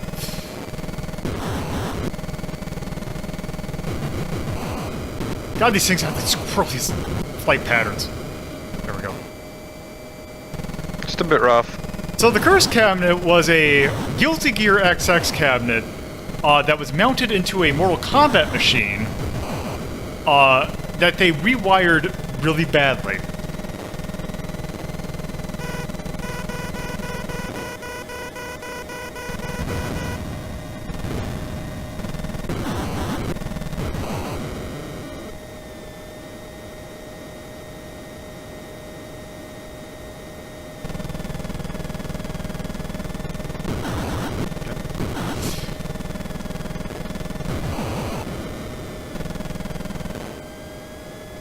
Basically it made it so that the middle was, I forgot exactly what it was. I think it was that the middle button was set to like one of your attacks, and like the boost button was like really poorly placed. I haven't played Guilty Gear XX in forever, so I can't remember what all the buttons did. God damn it. There we go.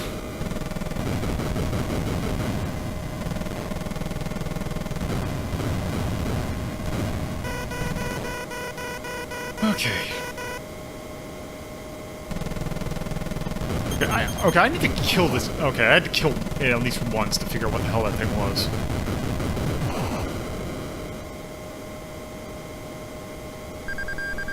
Air to ground.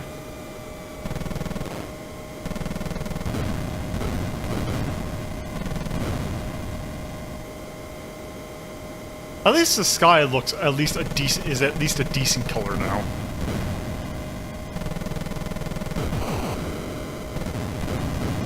And I guess... It's not purple. Which purple's a good color, but not for the sky. I did that as a kid and I got yelled at because the sky is not purple. No, actually, I think that was a person that I colored purple. But I distinctly remember. That person is dead. Oh, actually, I think I just got screwed over right there.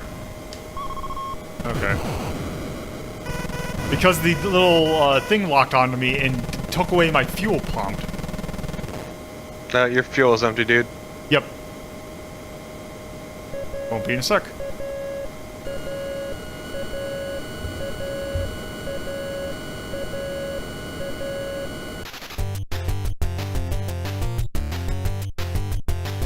Also, it's a shame that this is the closest thing we're going to get to an 8-bit version of Highway to the Danger Zone.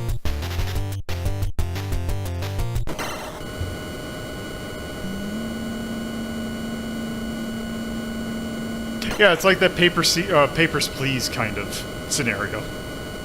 Don't you criticize my son's drawings.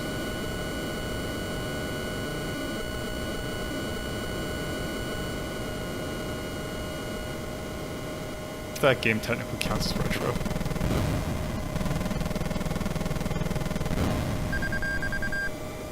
We were already doing air-to-ground combat. Ah, now the sky is black. I guess we're on the moon.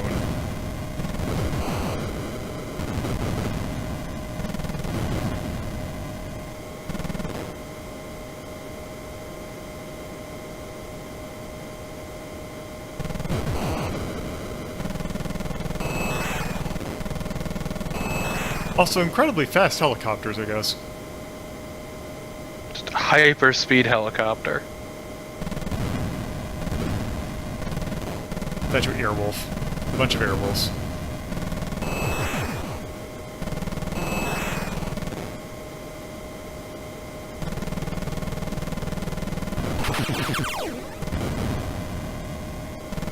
I do really like the noise it makes when you take a hit. From bullets, at least. It's pretty good.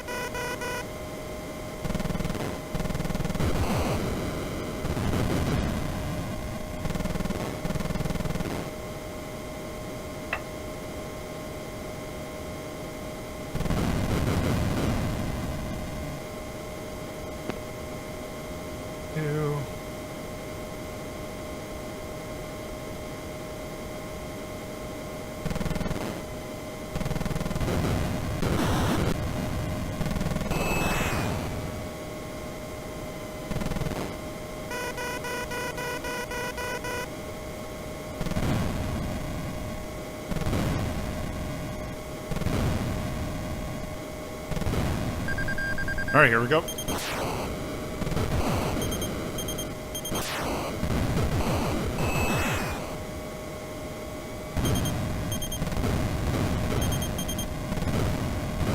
There we go.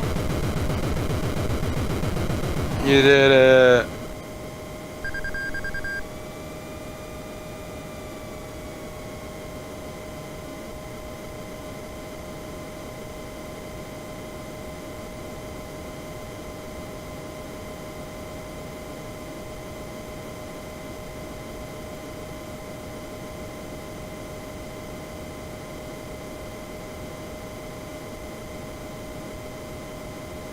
Just reliving those arcade pit glory days.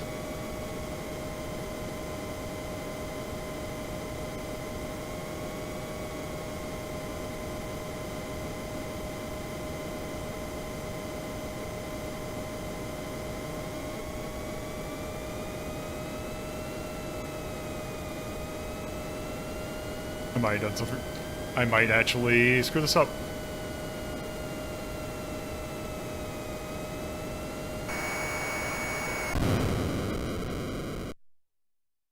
It was an attempt.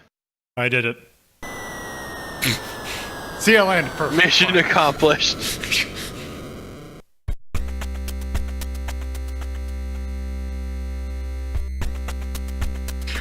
I had to let it just smack right into the ground just to get at least once. It's fine, they dredged you up from the sea. But yes.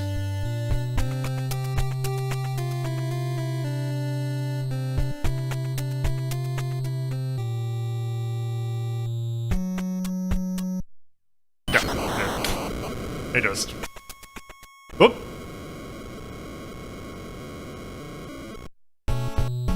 Okay. So yeah, that's Top Gun. Although I do kind of want to show off now something really quick. Since I mentioned it. Like, hopefully I can get to run real quick.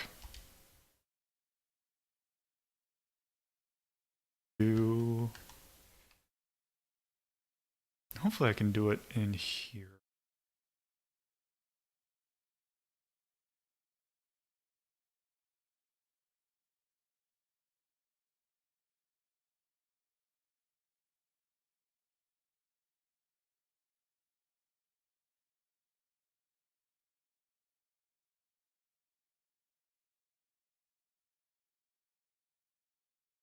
I believe in you, Lolo. I don't know what you're doing, but I believe in you.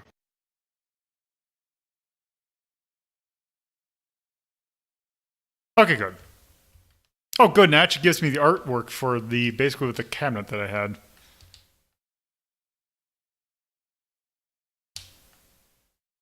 Okay, so this is versus Top Gun. Let's put in some credits. Which, by the way, if you put more credits, you get more lives.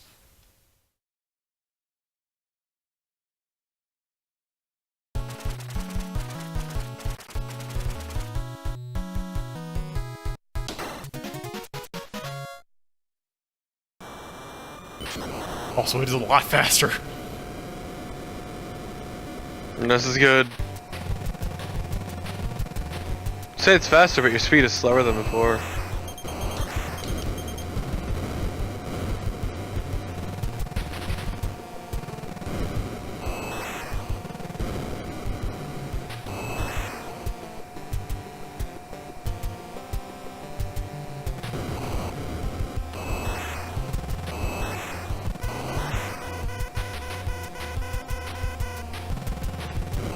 Also, just all of a sudden, there's just missiles out of nowhere.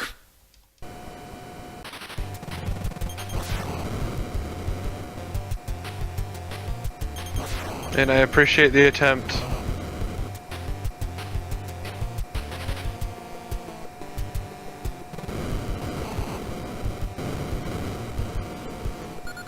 Oh, already.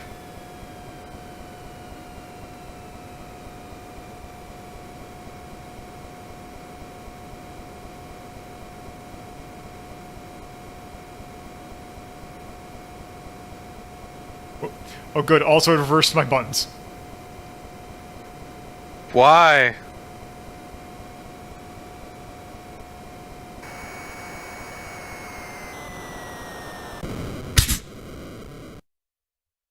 It was an attempt.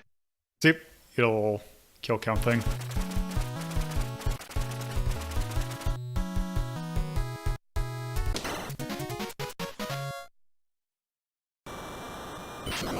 So yeah, this is... Yeah, it gets it going real quick. But yeah, that is essentially versus Top Gun. I think I got to the first boss. But yes, that's enough of that. Yeah, I think. Okay. So.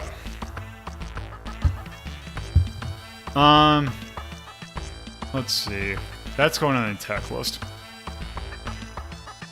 So, it has some neat aspects, but it definitely could be better. Yep. I'm kind of thinking...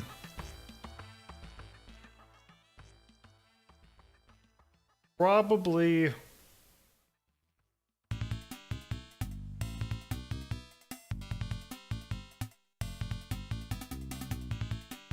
Oh, actually sorted it in there.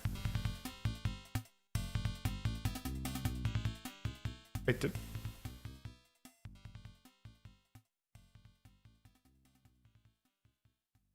wait, where did we put...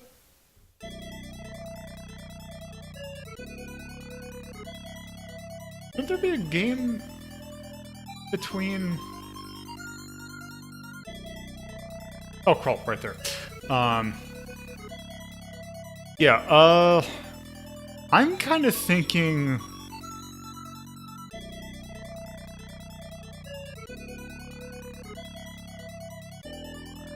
Maybe above Titan Warriors. Yeah, that sounds fun. Which I think is exactly where we put it when it was on the Ranking of Shmups list for the couple episodes it was on. That came out in 1987, I think? Sure. Yes.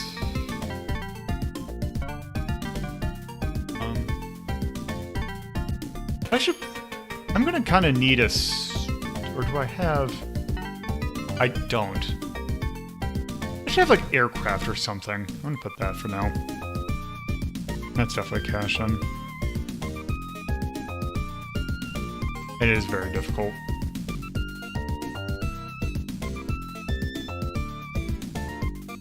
So, what kind of like slash dislike?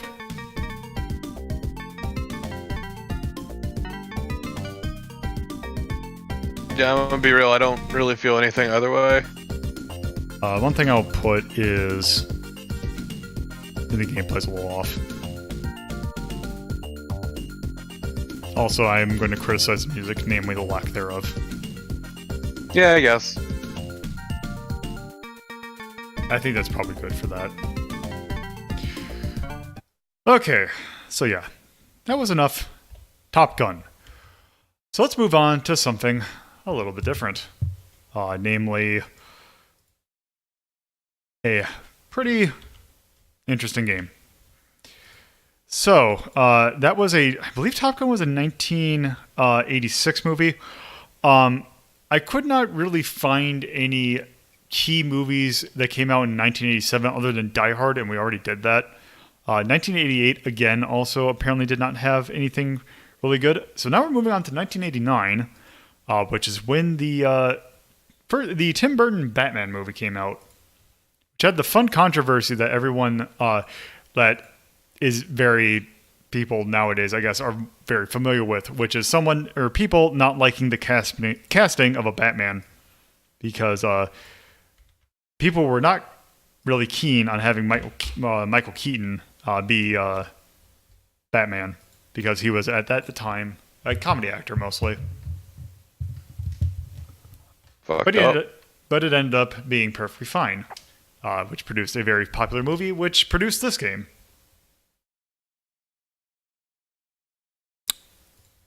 which, as every time I say it like that, it ends up causing to have to start RetroArch over again.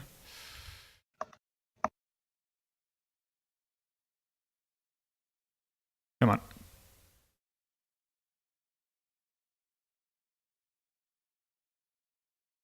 Here we go.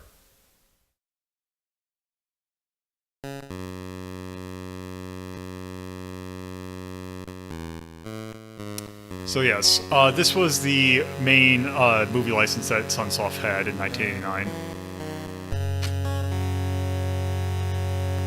So, let's go and start.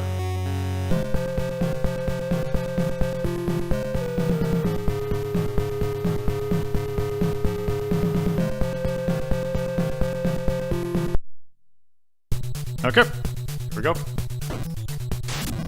Okay.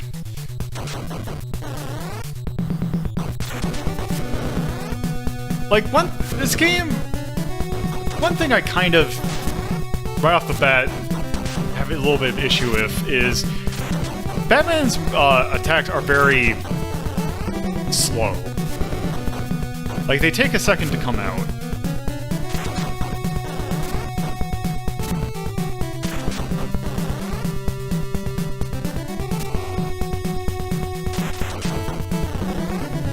But yes, the song is really good. Also, if I hit start, I can go in between my weapons, which I have. When you get ammo for all of your weapons. You have batarangs, you have the bat pistol, I guess, which shoots. It's kind of a rocket thing. It starts out really slow and then speeds up. And then I guess you have a different version of the batarang, which splits.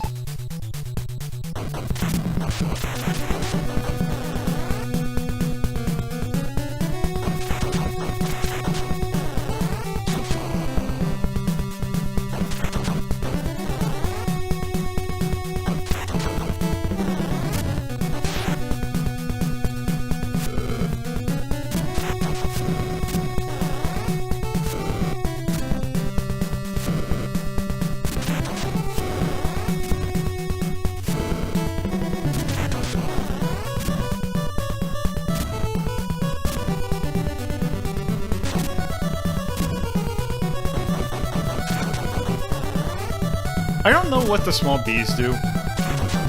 I'm guessing they're probably points.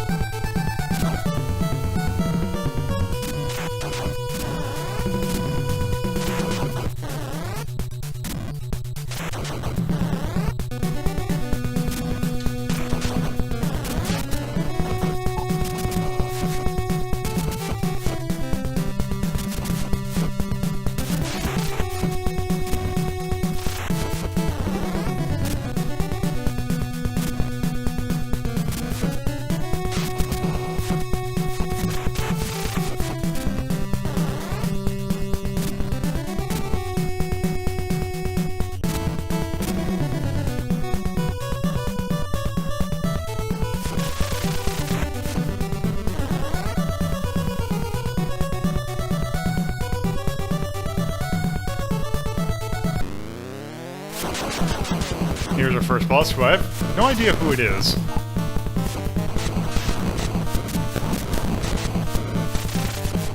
I'm not super familiar with Batman. Oh, apparently that was Boss Man? Okay. I don't know if this has limited continues.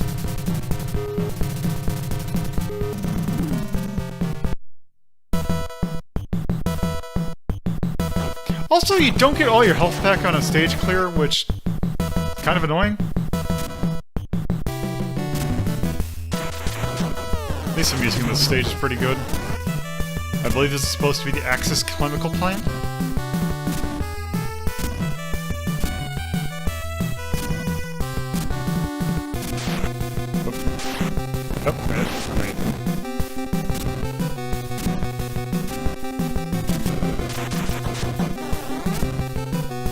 Can't believe the chat's full of fucking nerds.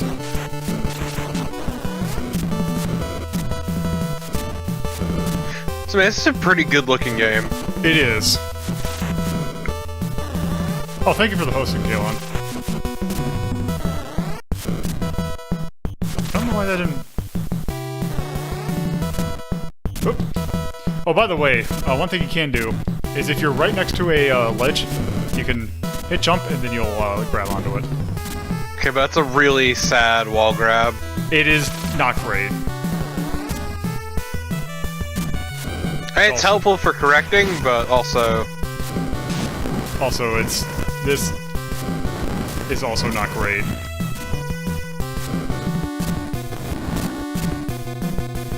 That does not feel good at all. It definitely doesn't look like it feels good.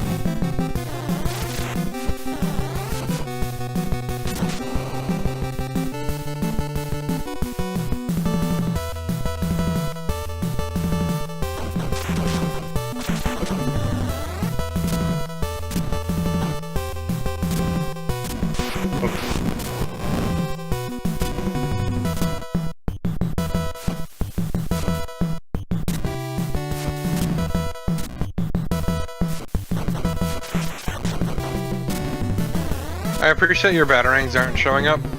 Oh, it's because it swapped me to my fist. On each... your punch.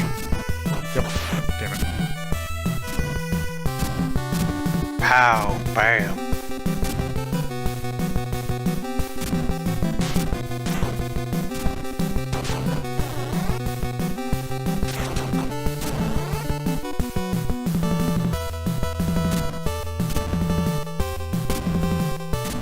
This section sucks.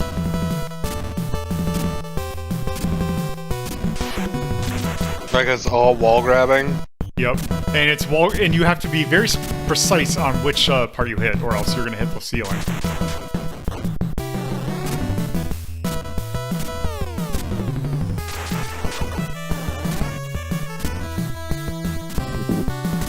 Yeah, this is pretty rude.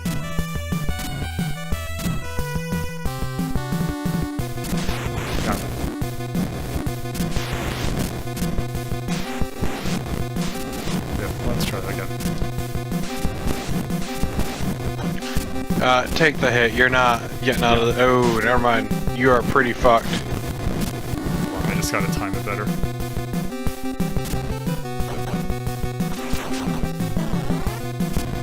I'm glad they decided to emulate this fucking Mega Man anime.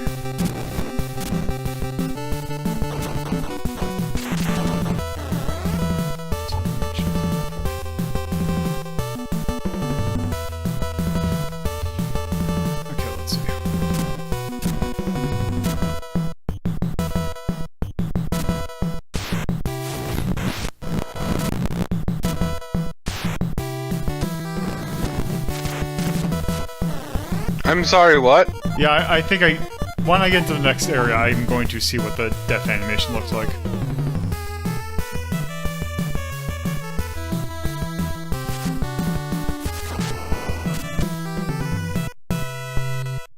Wow, that's pretty good.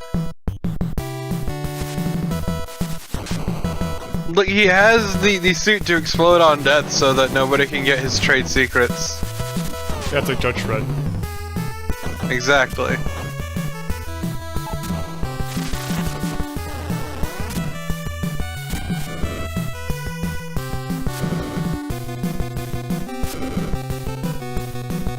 Okay, I had to see if there was like some secret over there.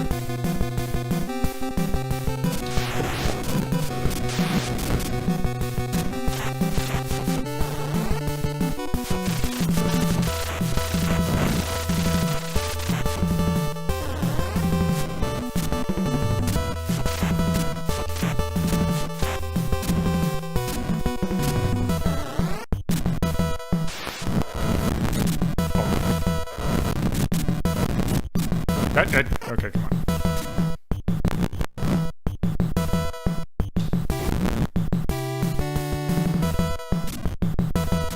This game's a real dick. Yeah.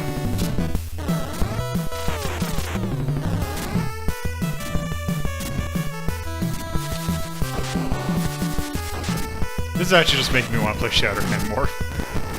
Yeah, right?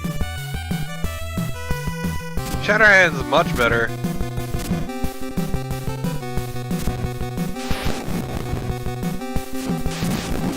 Be a tough choice to determine which had better music, though. They're both really good soundtracks. Yeah, no, the soundtrack is really fucking good, but like the actual game is a giant fucking prick.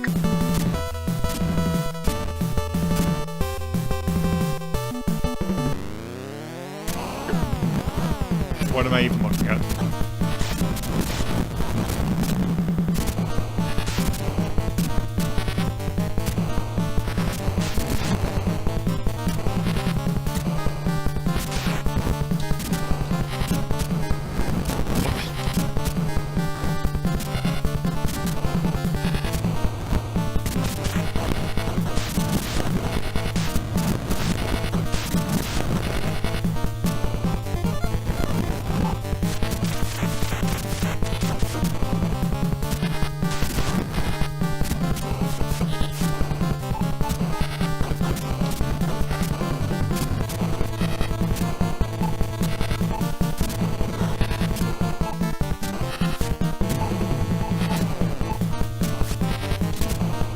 The hell?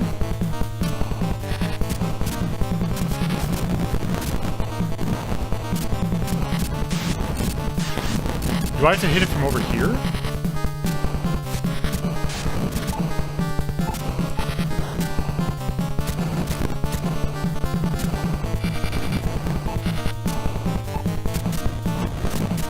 Yeah, you might need to destroy those guns on the bottom. Oh.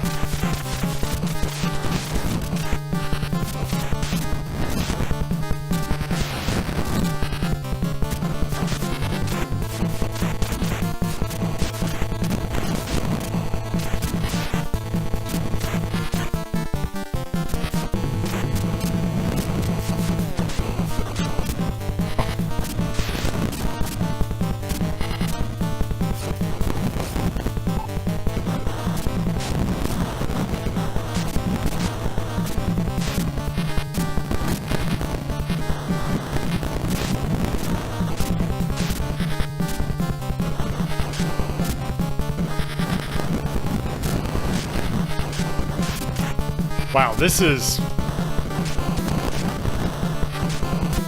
not great. No, this is pretty rough. Yeah, because I'm not gonna be able to do it if I'm here. God, that is. You know what?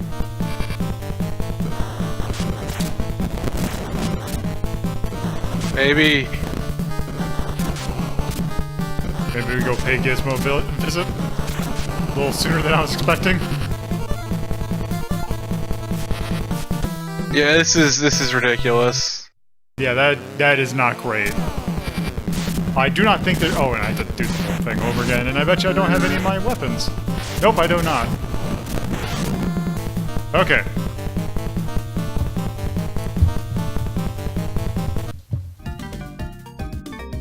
Okay. Yeah, that is not great.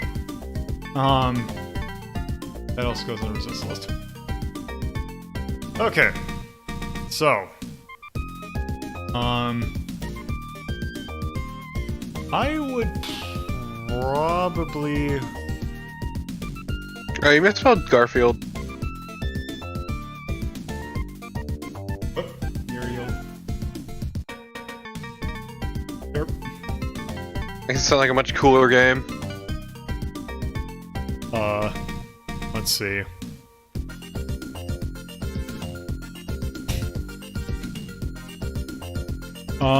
Let's see. Let's see. I'm thinking...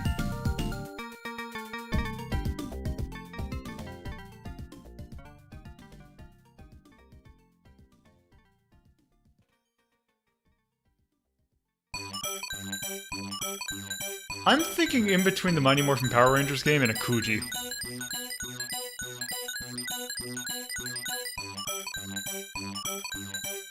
Actually, you know what? I'm thinking in between Osmond and Jetman. Yeah, it sounds fun to me.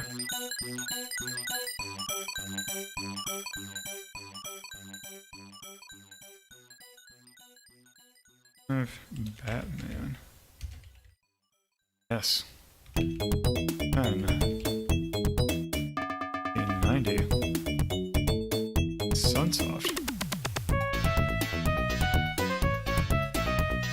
yes. It's an action game.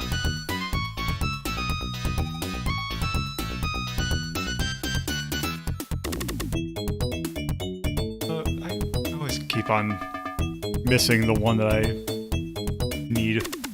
That game is very difficult. Game's a fucking asshole. Yeah. That said, music and art really good. Yeah. Definitely. That is what I'd put. It's just a game. It's a shame that the game is such a fucking prick. Yeah. Alright. So yeah. I actually think that's probably good for Batman then. Unless you can think of another dislike.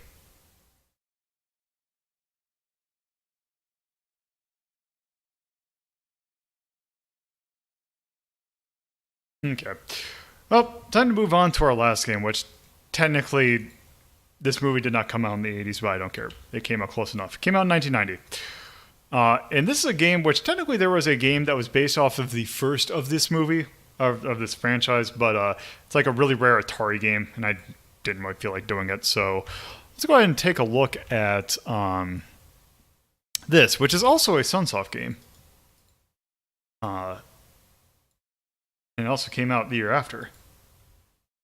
Actually, it might have came out the same year as this came out. But anyway, this is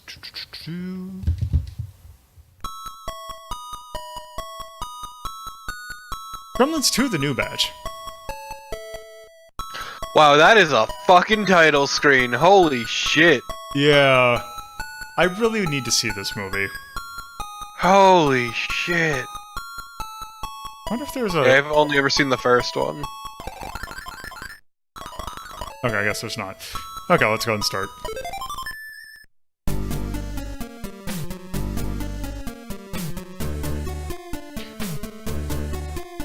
I'm sorry, what is that sprite?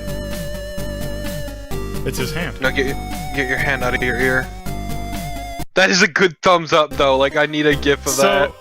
So there's actually, I forgot what show it was, but there was a show that it was talking to, I believe the actor's name is like Zach, like Gillian, I think, or something like that. They had a interview of him, and he specifically brought up, it's like, yeah, I was on this, like, they actually got my license in a Nintendo game, and it looked really good. But yes, we are, if I remember, we are definitely Gizmo. We are Mogwai. We are a very cute creature. And this is, it is a overhead kind of platforming kind of game. Oh, and we start out throwing tomatoes. Looks pretty alright, but also it's a fucking 1990 NES game, so I'd hope so at this point. Oh, screen clear. But there's no enemies. The one thing is, though, there's actually branching paths in these levels. Okay, here we go. So, I picked up those crystals, which I used to purchase stuff in here. So I believe that is an extra life. That is a balloon, which if we fall in a pit, will basically... It's basically Beat from Mega Man. It will catch us out of the pit, and we can fly around wherever. This is a full heal, which we don't need. I need an extra life. Because one thing that's kind of annoying about this game is you have, like, a health bar, but you start out with 0 lives. But you can get more. That is weird. And yeah, you can get multiple balloons. Also, you can only buy one thing at a shop, which is kind of annoying.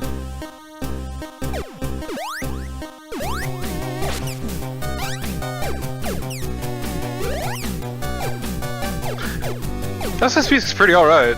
Oh, this music's really good. There are very few bad Sunsoft soundtracks, especially once, like, they got late 80s. Oh, also, here's our invulnerability. Yeah, it's just like, this is better than I would expect from a fucking Gremlins 2 game. That's all I'm saying.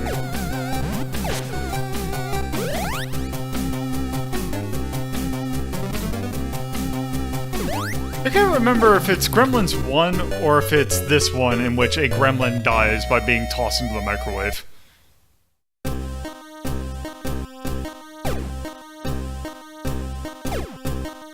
Okay, that's one. Okay. Yeah, because it was one it's like Gremlins and Temple of Doom were like the ones that were key for the PG-13 rating system, wasn't it? Yeah.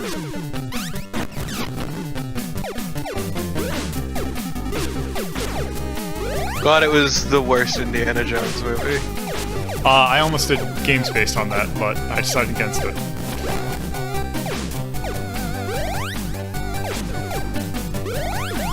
Whoop.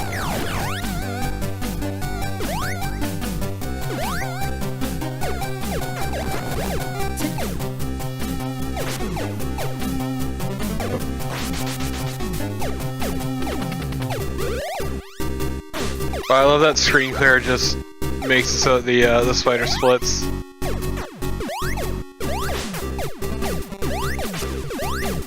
Apparently it was Raiders. Oh, was it just straight up Raiders one? I always thought it was Temple of Doom. And Raiders would make sense, especially given the last scene. Then again, Temple of Doom had that guy's heart getting ripped out. True. Also, a lot Once of again, still the worst Indiana Jones.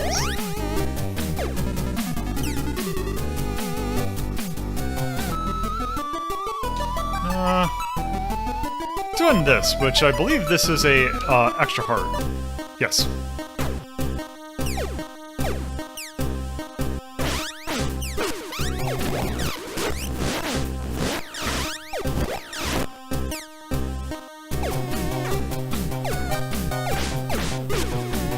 And Crystal Skull is at least fun. Temple of Doom is very bitter and also very racist. It's a shame that it has an actor that I really like. And by actor I really like, I mean I really liked him in Gandhi.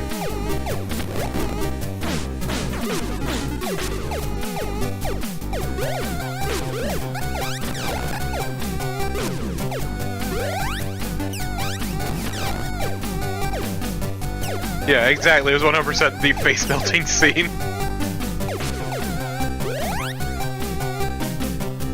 Also, as we brought up before, you can get titty in PG back then.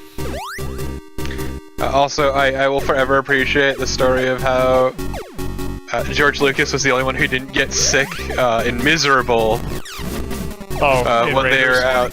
Yeah, in Raiders. Because he brought his own food, which was a supply of SpaghettiOs. Oh, also?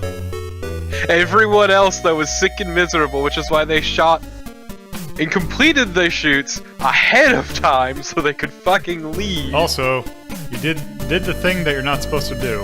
Got the Mogwai wet.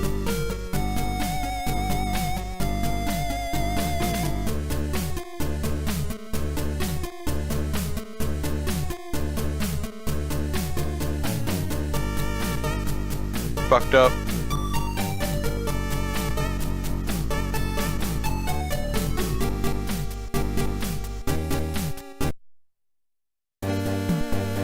Just shoved Gizmo in gay baby jail, I guess.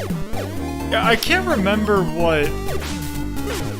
also, by the way, whenever you do a new level, you always get a new weapon. How neat. So now we have... this looks like a match?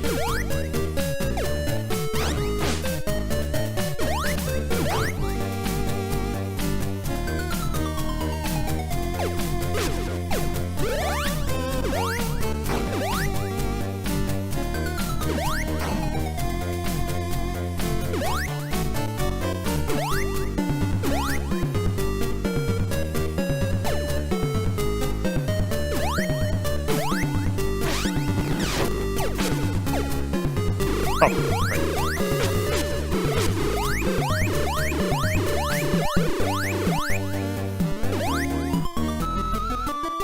Okay, so now starting here, there's this power-up, which is always good to get. This is power canister. We now have a shot. That's kinda crap.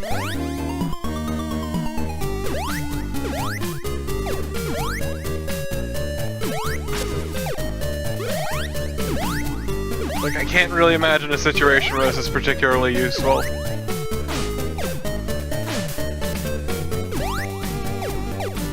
It's just, I don't know why, it's just, I guess, a little bit easier.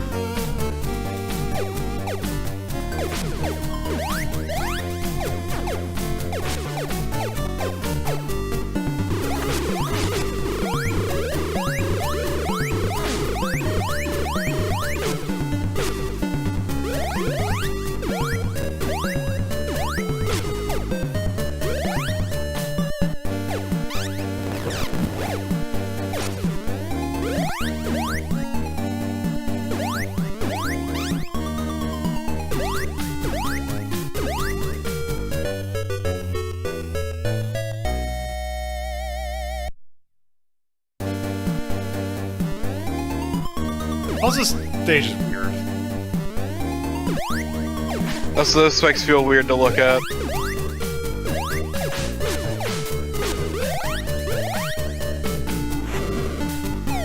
Oops.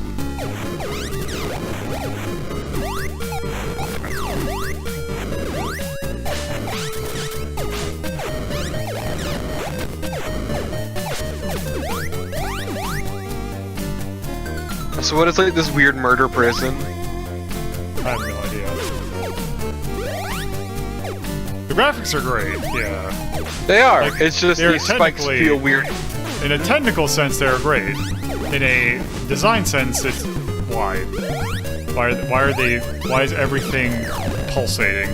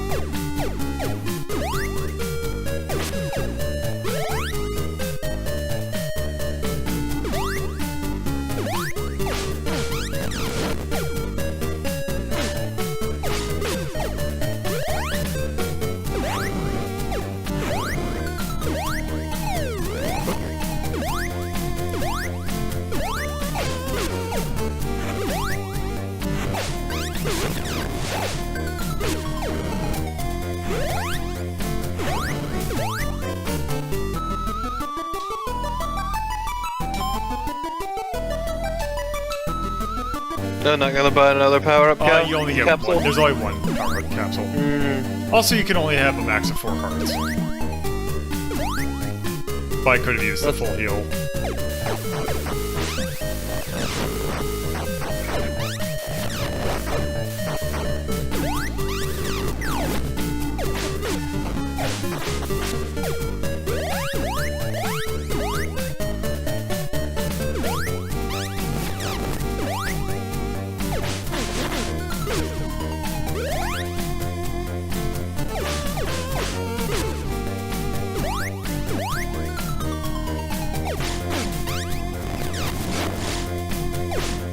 I guess the health is pretty generous when Yeah. you do get hit and not rewind.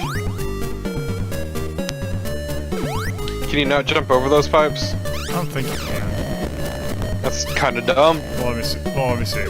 Nope.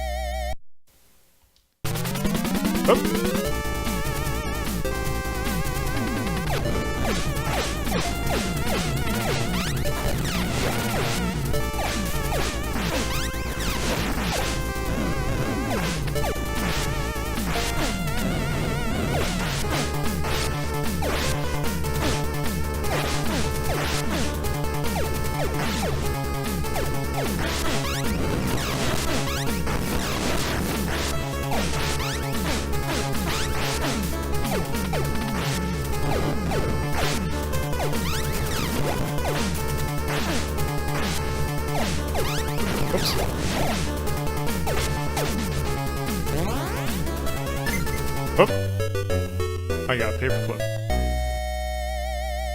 So proud of you.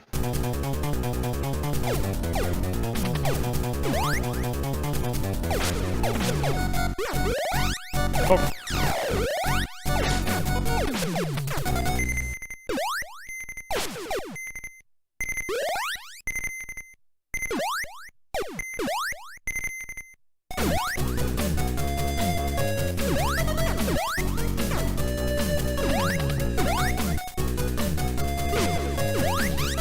And I think I keep...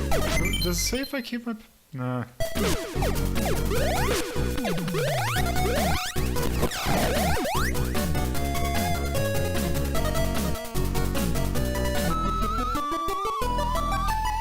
Let me check real quick. Yep, I already had it.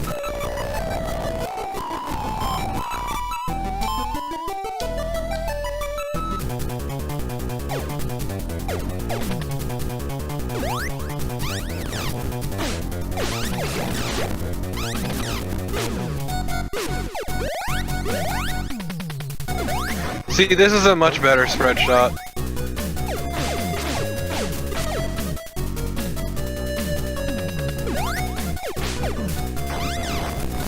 So your mention of Gandhi earlier just has me think about Gandhi 2 from UHF. God, UHF is such a good fucking movie. I need to watch that sometime.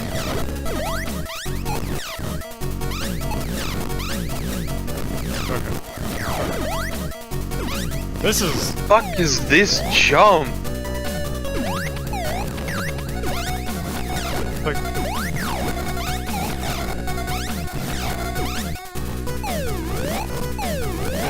It's gonna be me taking the hit, is what it's gonna be. Oh wow.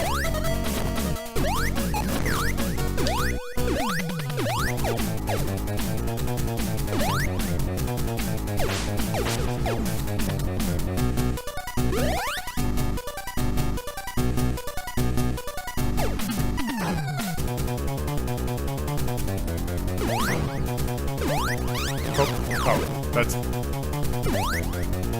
not floor.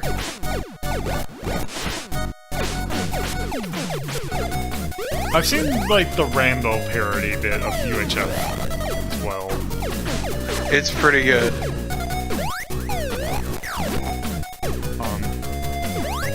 Wow, that's a really tight jump.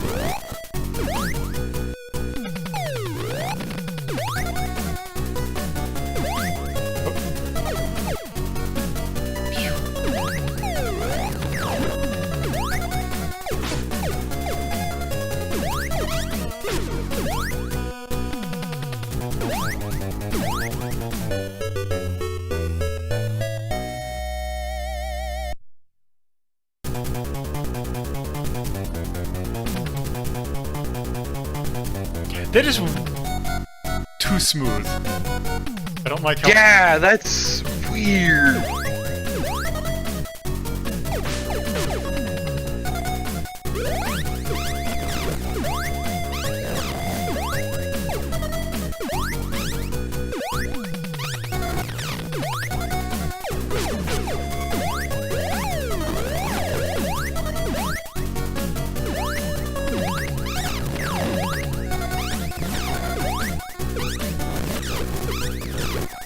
Oh wait, are those like weird lava things? Yeah. That's pretty rude. Yeah, we've hit the root part of the game.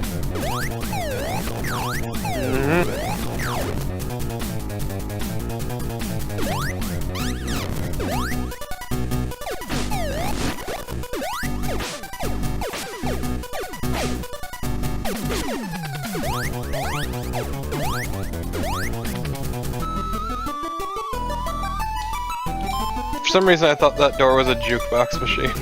It kind of looks like one. Yeah, I'm also kind of tired. Okay, but that sweet fucking skateboard!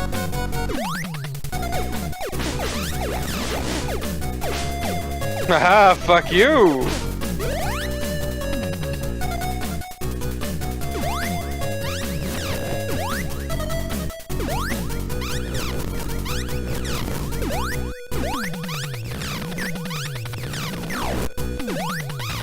This. Oh, this sucks. Yes, this is decidedly not great. Why does it undulate? Oh. That stage seems kind of short. Thank fuck, though.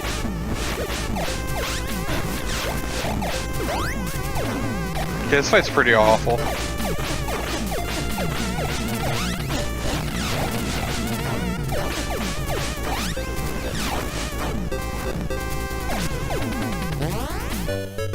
Ah, there we go.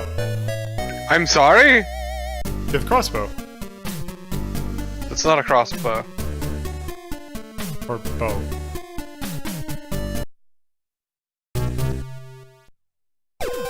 Oh, wow.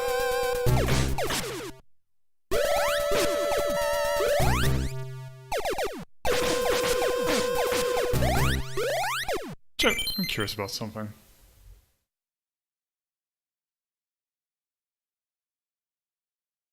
Okay, so I'm like, are there only 4 stages? But no, there is 5.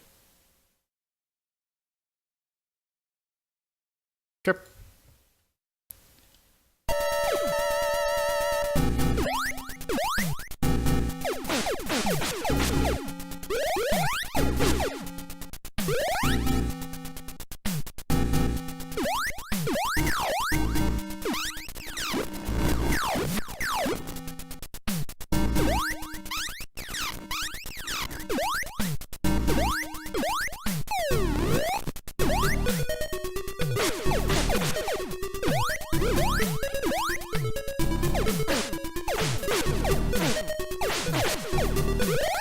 Also, I like that this bow just completely trivializes combat.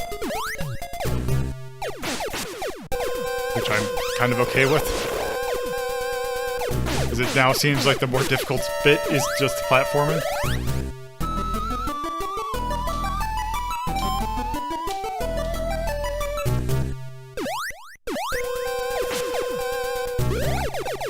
So I'm guessing you're gonna try to finish the game?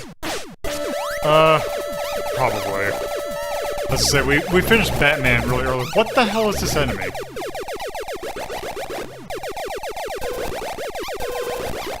Are those top hats? Looks like it.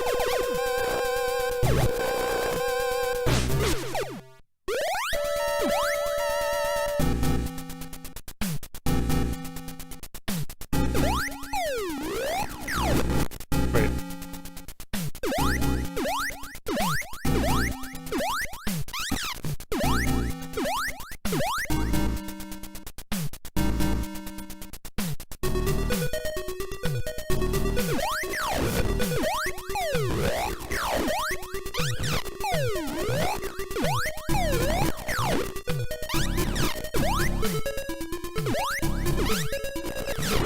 Wait.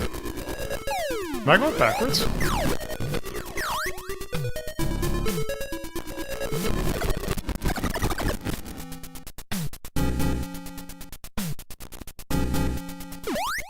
No, you came from up. I came from up? You came from this way. Okay.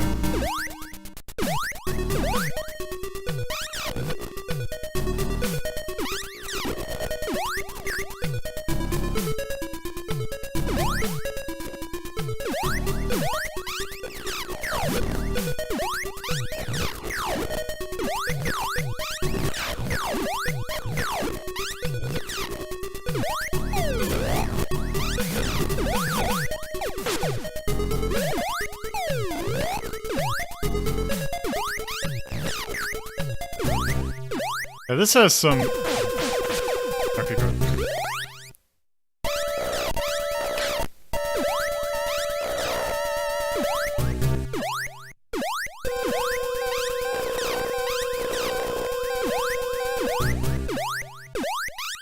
Oh, but the...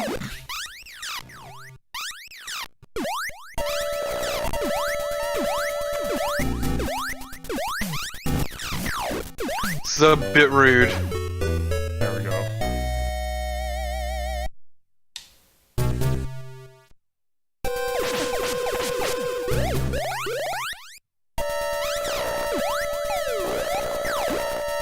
Oh hey, a sorted new tile set.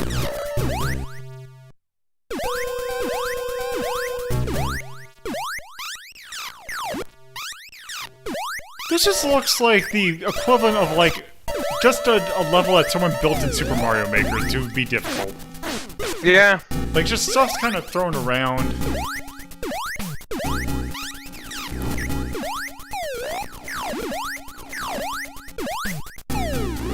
Like, things are placed at, like, the exact precise thing they have to be possible.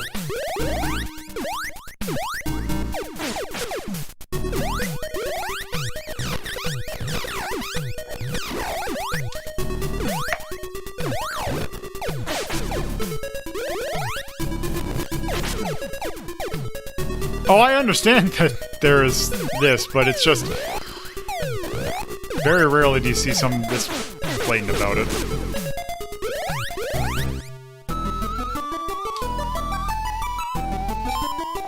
Oh, let's get another blue.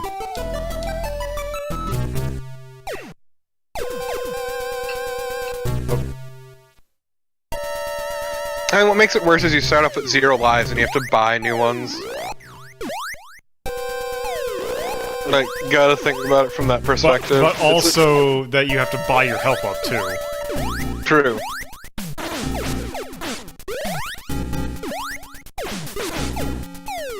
It is very much, do I want a weapon upgrade, a extra life, or health back? And there's once per stage. Mm-hmm.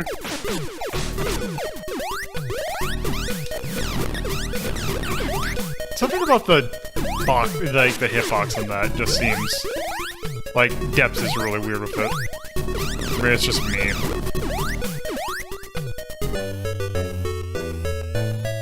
Oh, there's definitely good games on the NES, but oh,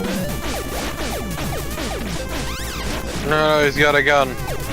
he's got a gun. It's also spikes on a battlefield, which I always hate. At least they don't kill you outright.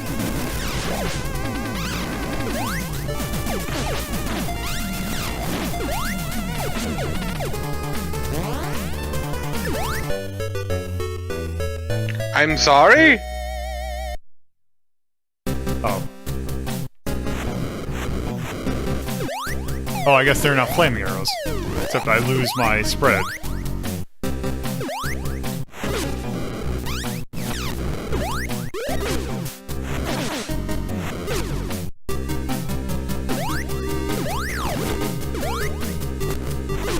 Also, where the hell is this office building, then?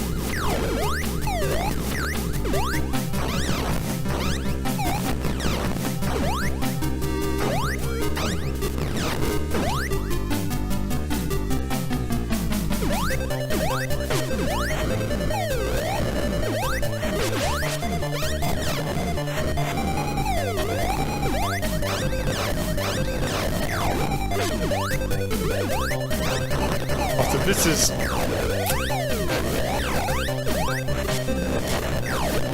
questionable placement. Here we go.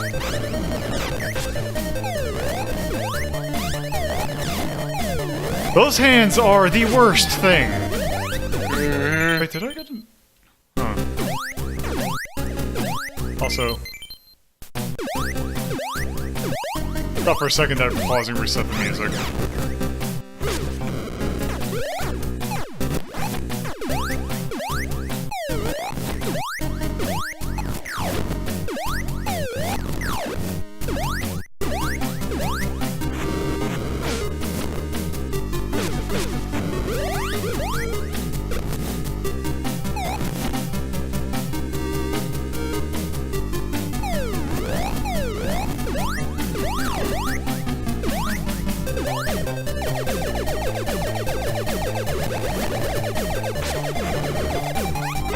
I believe in you, Lola. Let's see. Buy something good.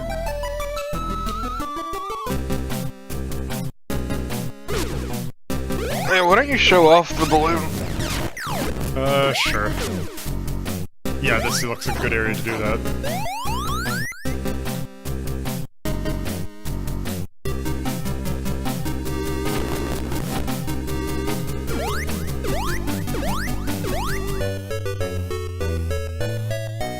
Well, that sure was lucky. Oh, what the?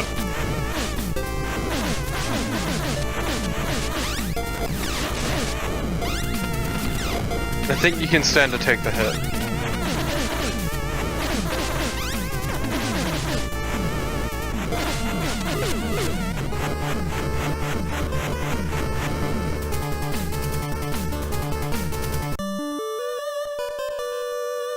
You did it! You've murdered so many gremlins.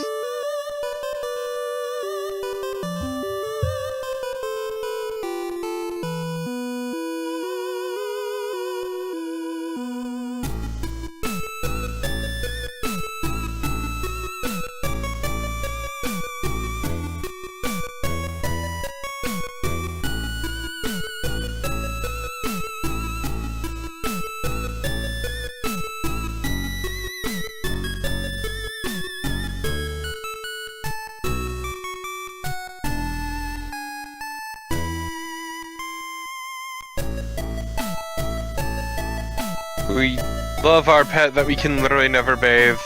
Yes.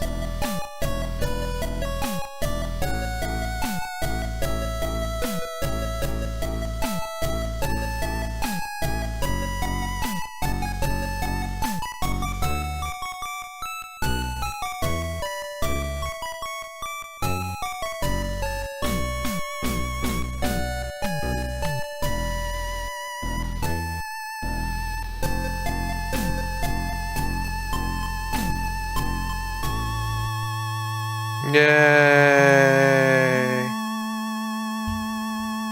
Clap, clap, clap, clap, clap, clap, clap, clap, clap.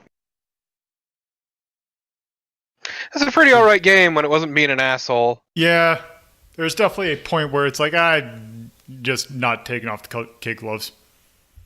So yeah. That was Gremlins 2, the new batch. So, let's see, what's a good spot for that? Well,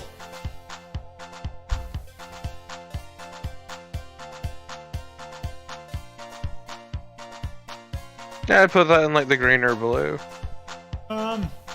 yeah, I'm definitely blue, because I'm thinking I'd probably put it, like...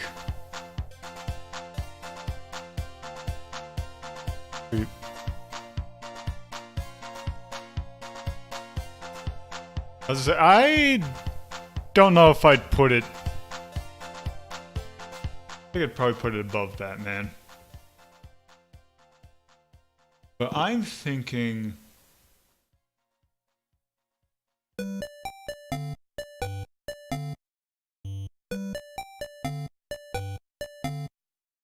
I'm kind of thinking in between The Simpsons and Aladdin. I was thinking between Aladdin and Shinobi, but yeah. Aladdin Shinobi? I'm fine with that Yeah. as well.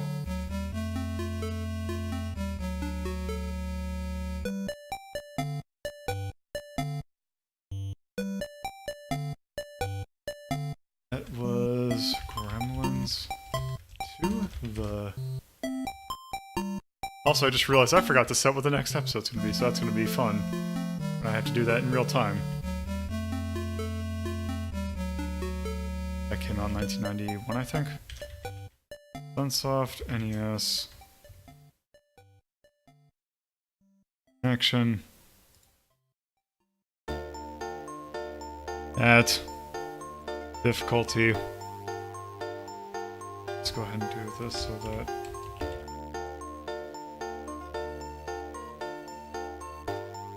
Sort this at the end of how things go on the way.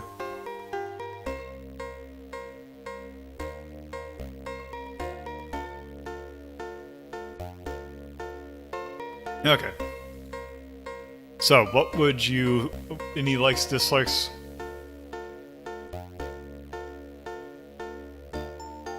I'm kind of thinking music and art. Yeah, music and art's good. But also cheese. Yeah, it gets to be a pretty huge dick by the end. Especially once you have the very limited resources. Yeah. Alright. I think that's actually probably what I'd put for that. Yeah, let's sort that.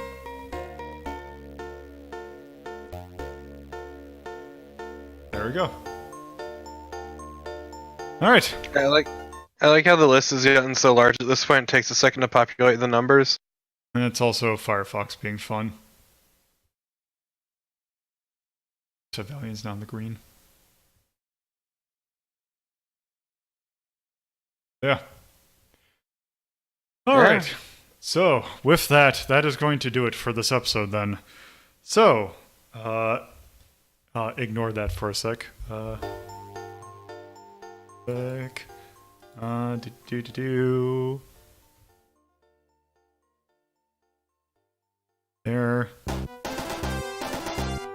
Episode.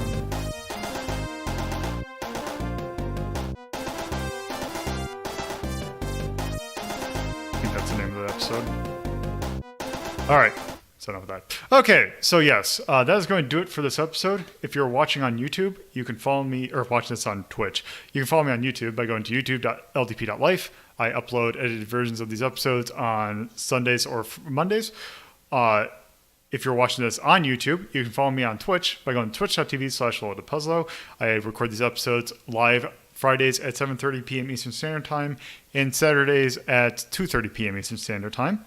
If you want to keep up to date with how I'm doing, you can follow me on Twitter at LoadedPuzzlo. And if you want to do the same, but also take part in polls, you can follow me on Discord or join my Discord by going to discord.ldp.life in your browser. That should take you straight to the Discord server if you have an account.